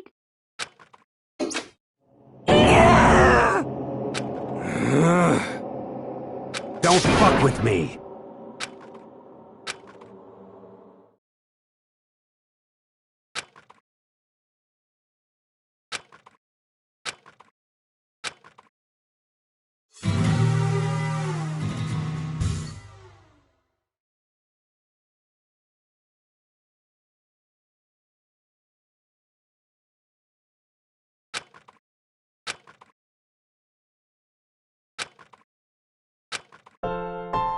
Okay, lift your arms up and down.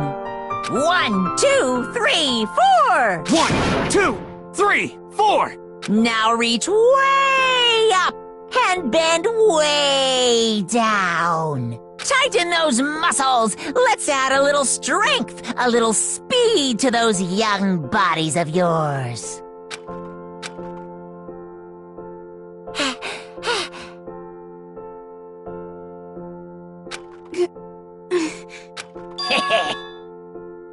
Yaha! So?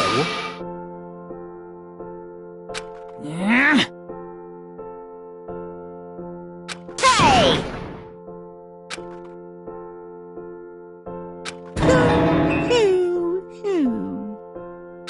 Hmm? Hey,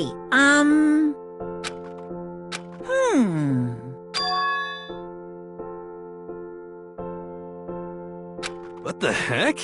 You guys?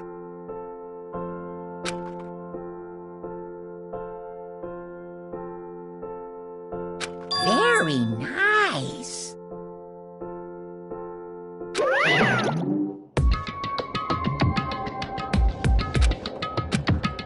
Could it be... I wonder about that. Piece of shit! Hey, You hear me?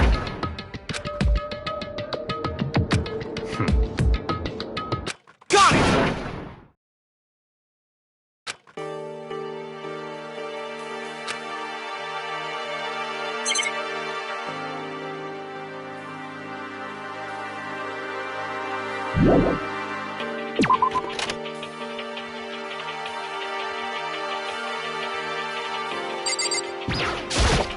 What the heck?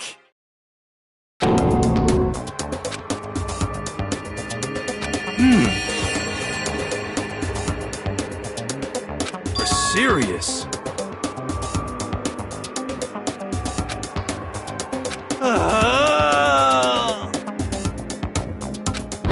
Let me out of...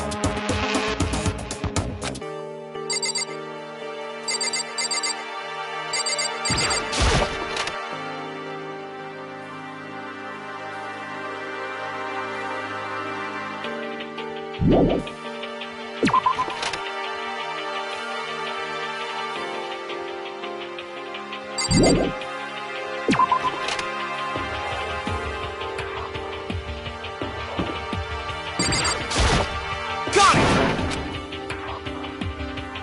You hear me? Without a doubt. You understand?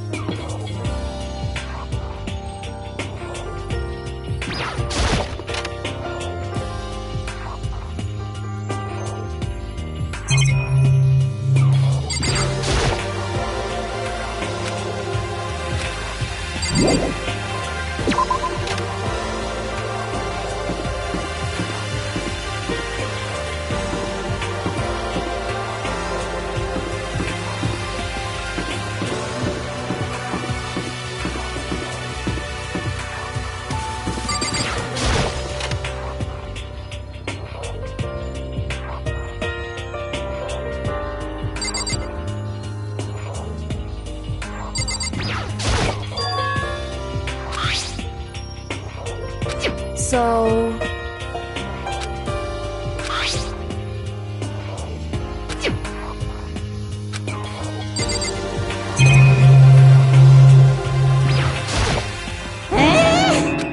Damnation!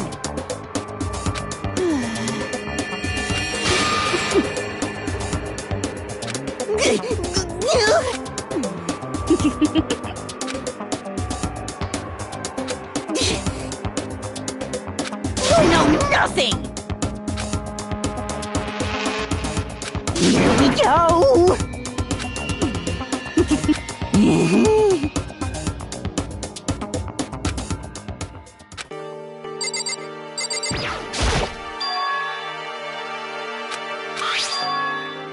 Indeed.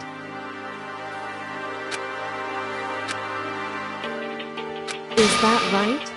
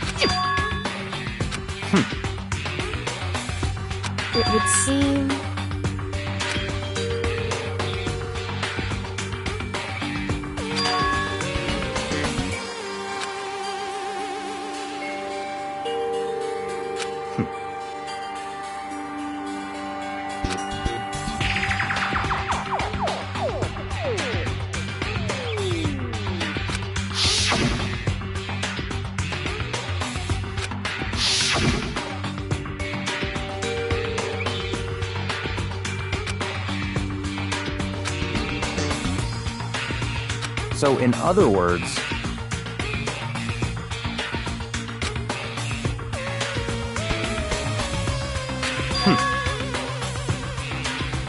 However,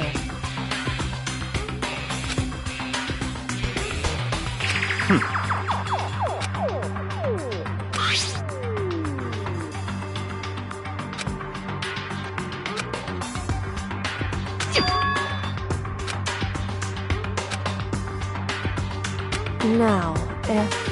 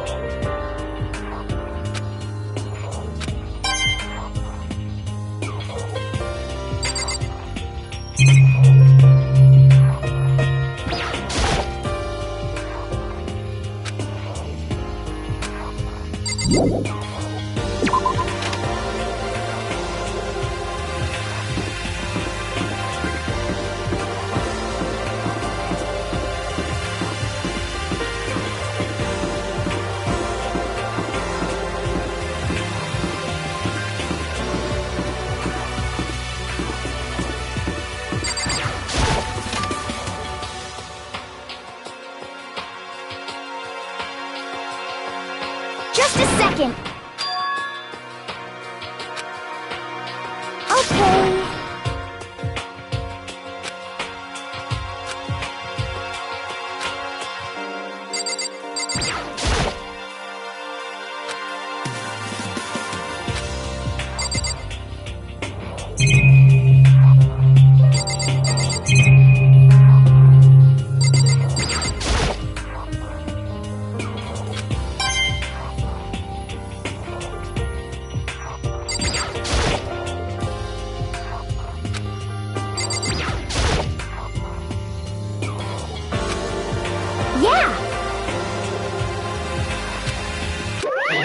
Of course!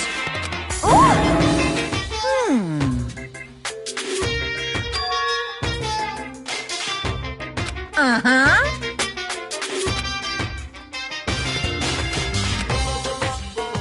But...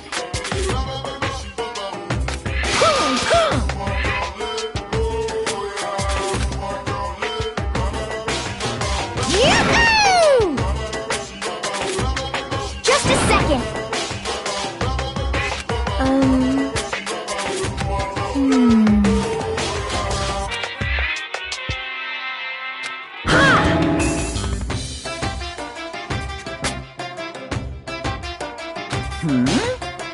I got it!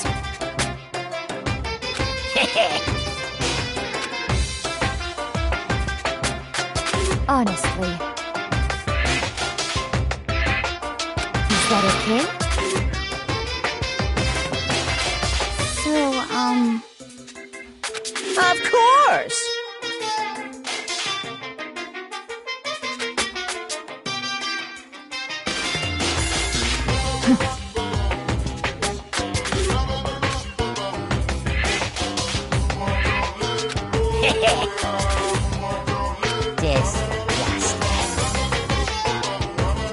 just the worst. See ya later!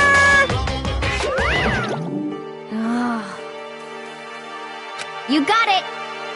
As for me... I'm sorry.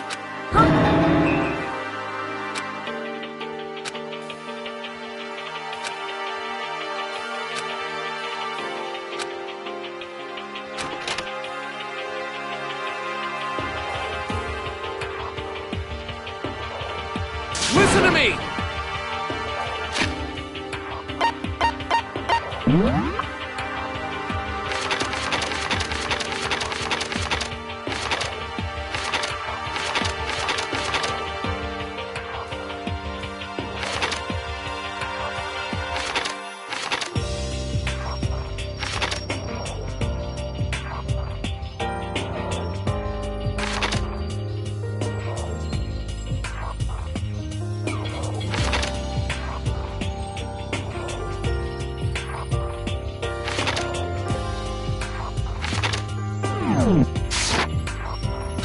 Yes, indeed.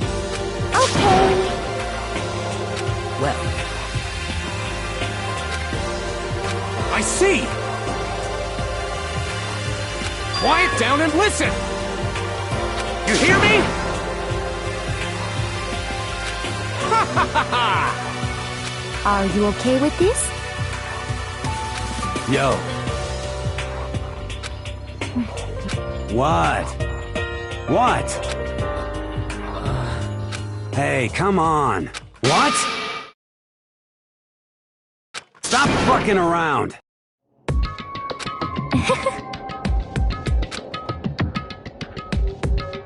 You piece of... So then... Yeah.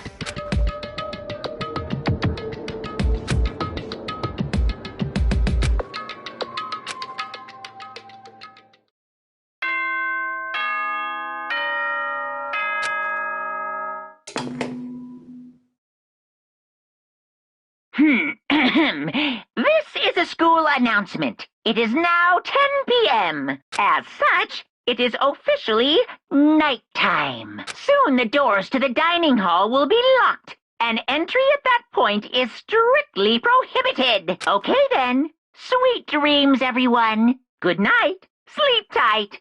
Don't let the bed bugs bite.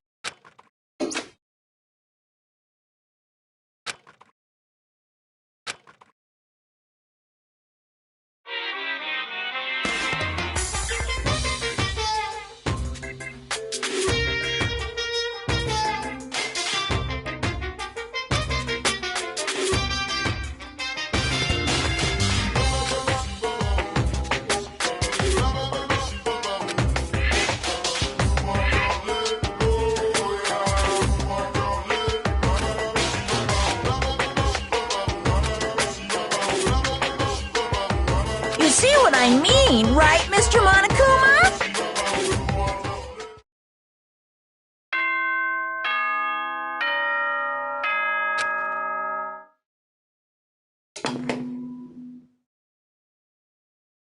Good morning, everyone! It is now 7 a.m. and nighttime is officially over. Time to rise and shine! Get ready to greet another beautiful day!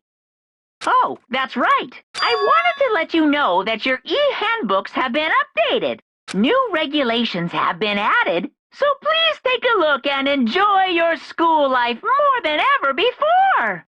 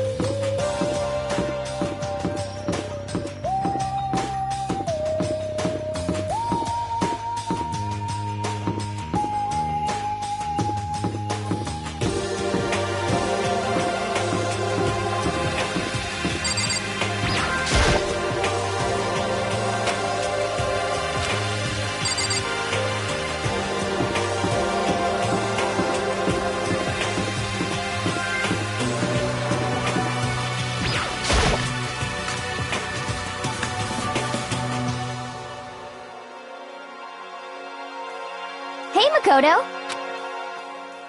Yo, yo, yo!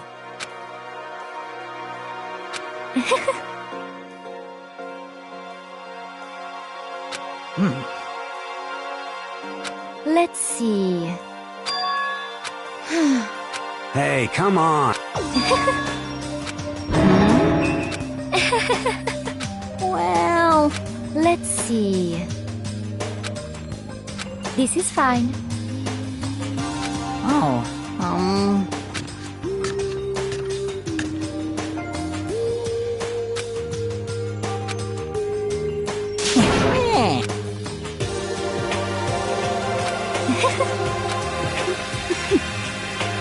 There's no way to think about this in a...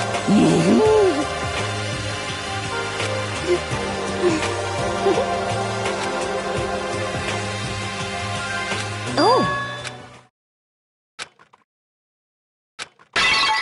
What?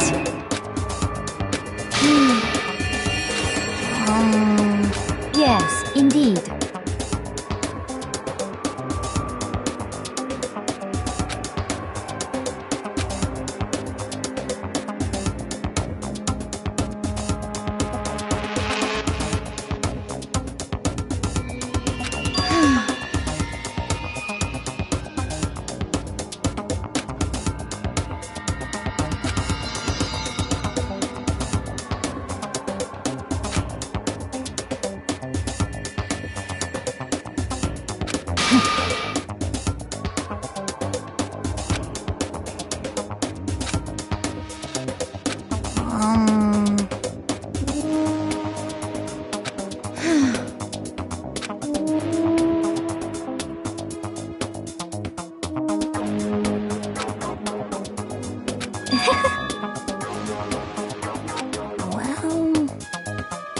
You little bitch!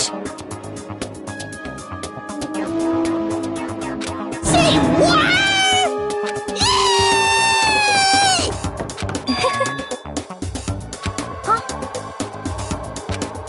Shit.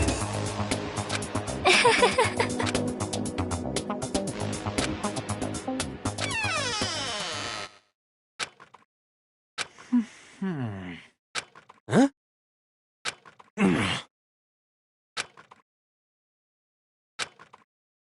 I think maybe...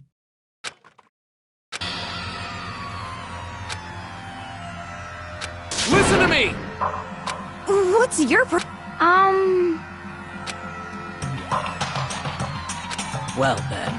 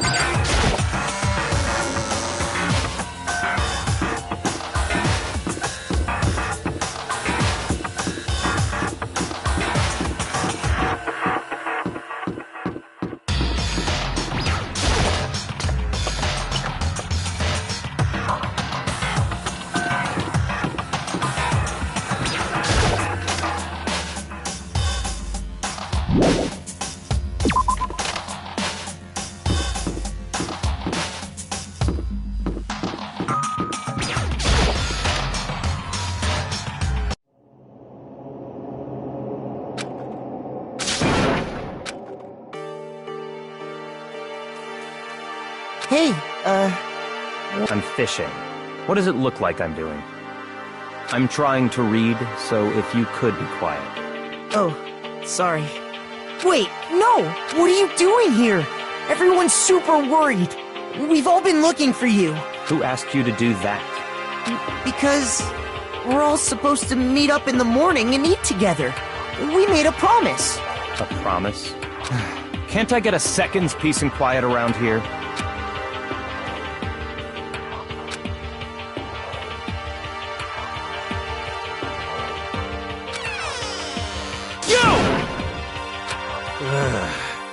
You!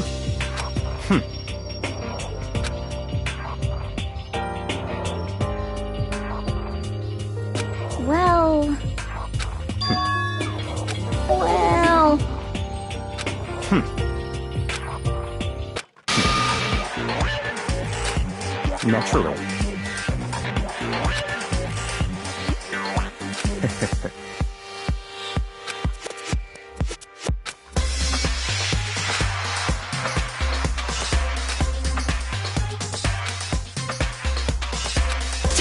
Damn you!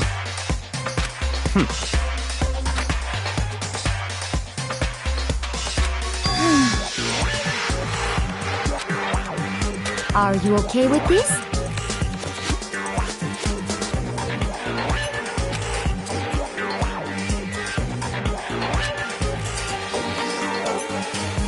I see. Actually,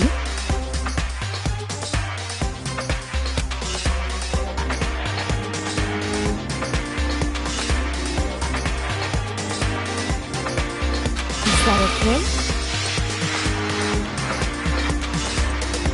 So, in other words,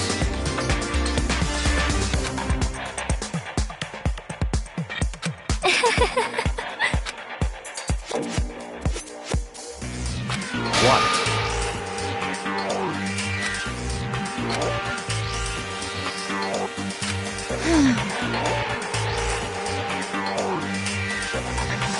Naturally.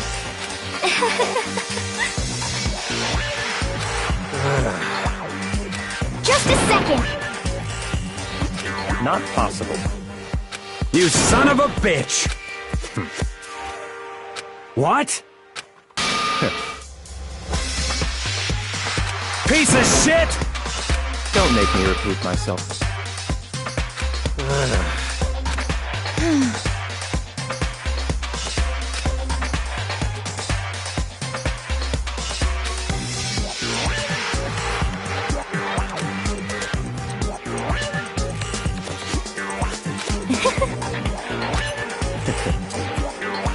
Isn't it wonderful? That's enough. Oh!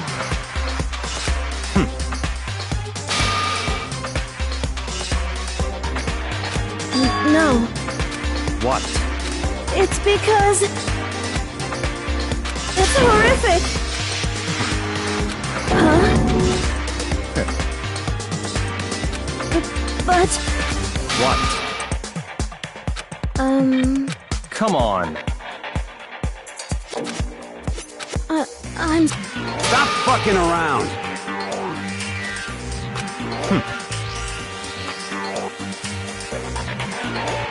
Piece of shit! What? You son of a bitch! Just a second! Piece of shit!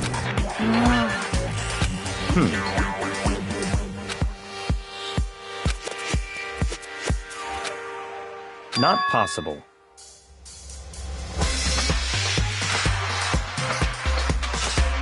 Shit.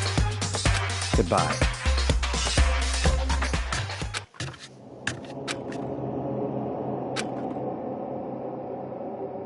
But... don't fuck with me. Maybe.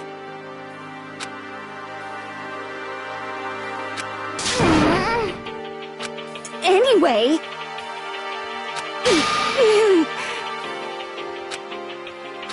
I'm telling you!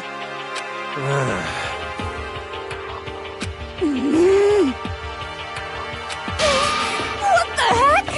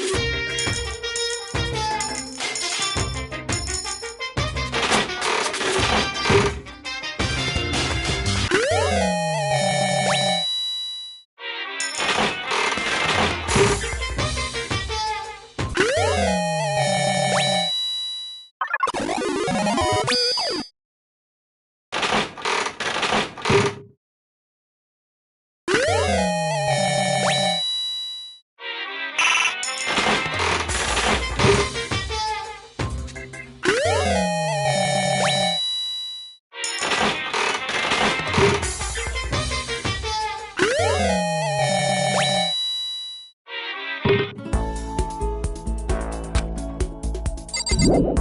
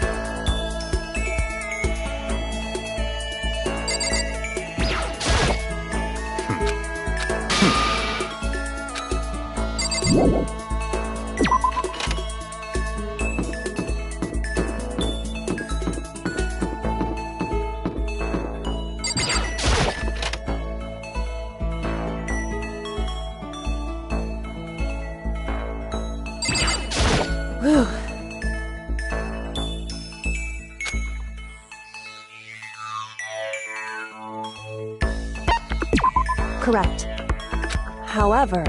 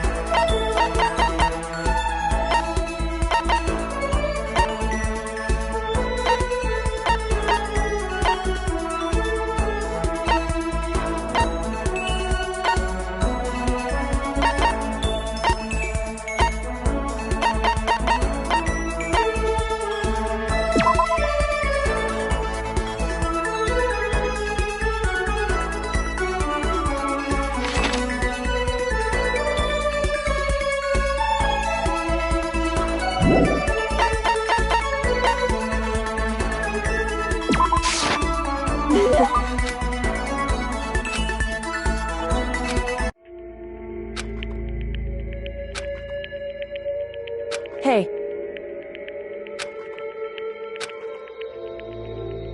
Correct. So... Whew.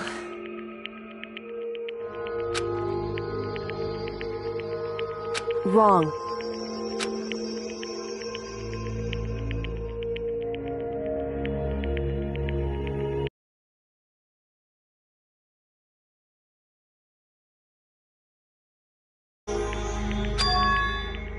Correct. Listen.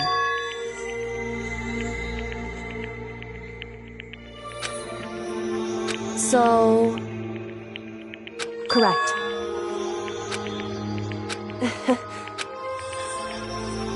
Goodbye.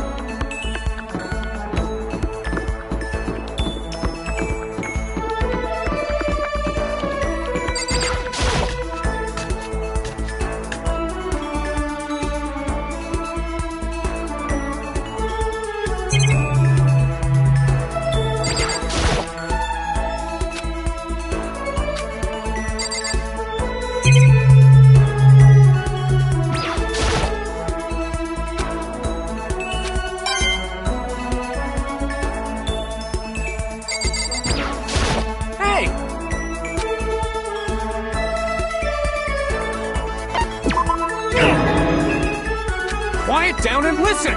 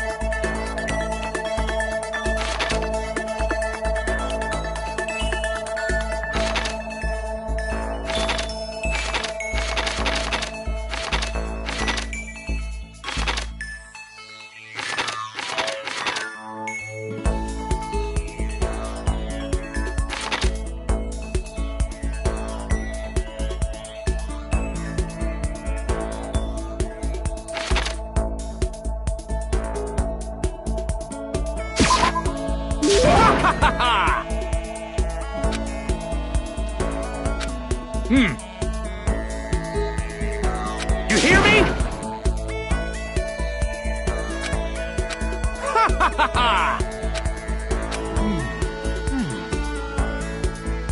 You!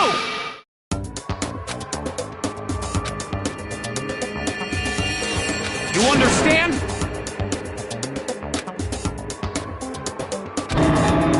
That's enough!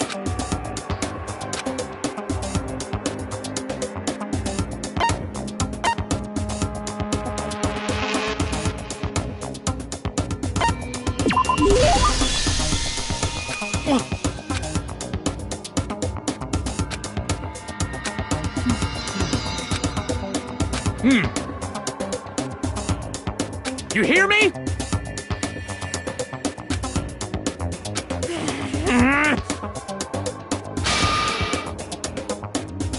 Listen to me!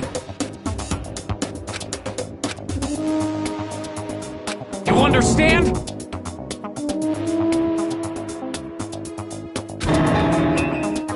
Count on it!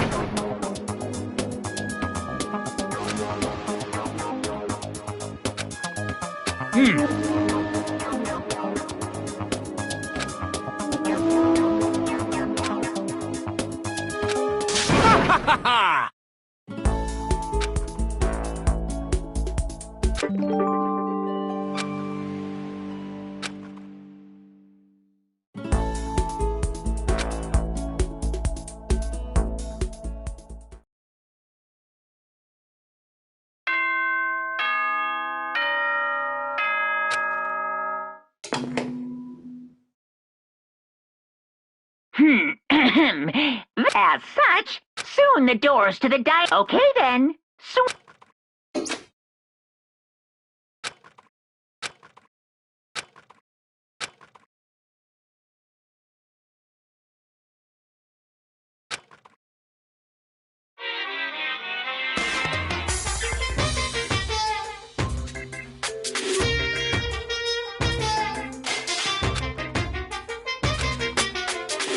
I was in the bathroom.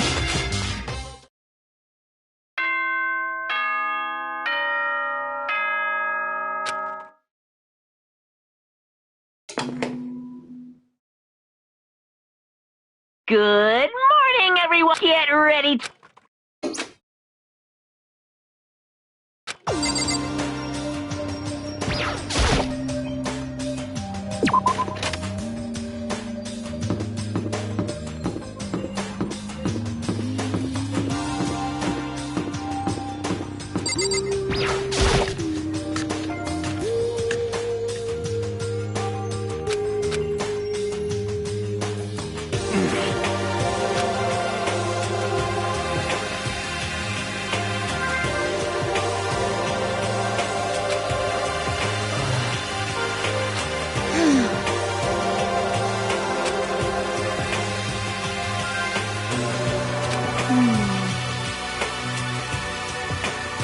You're serious?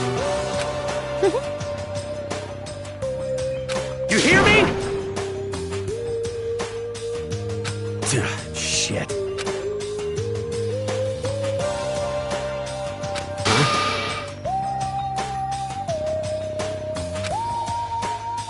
Count on it!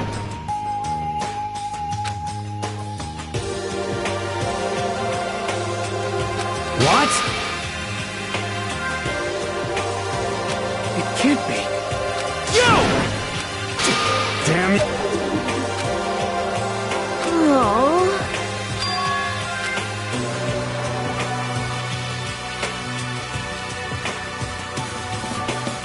Oh. Ah. What? Hey, come on.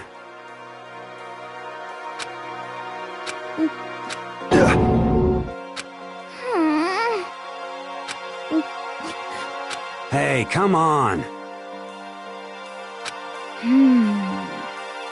Huh? What? What? Huh?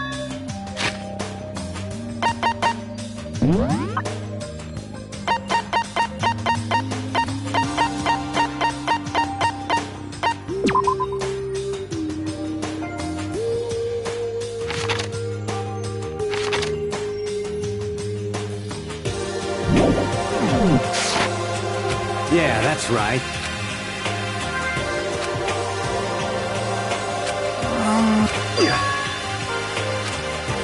That's true.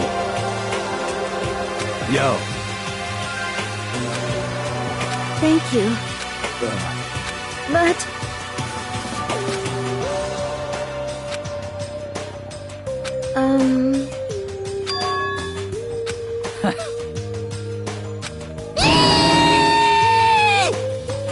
Just a second! You know? I see. Thank you.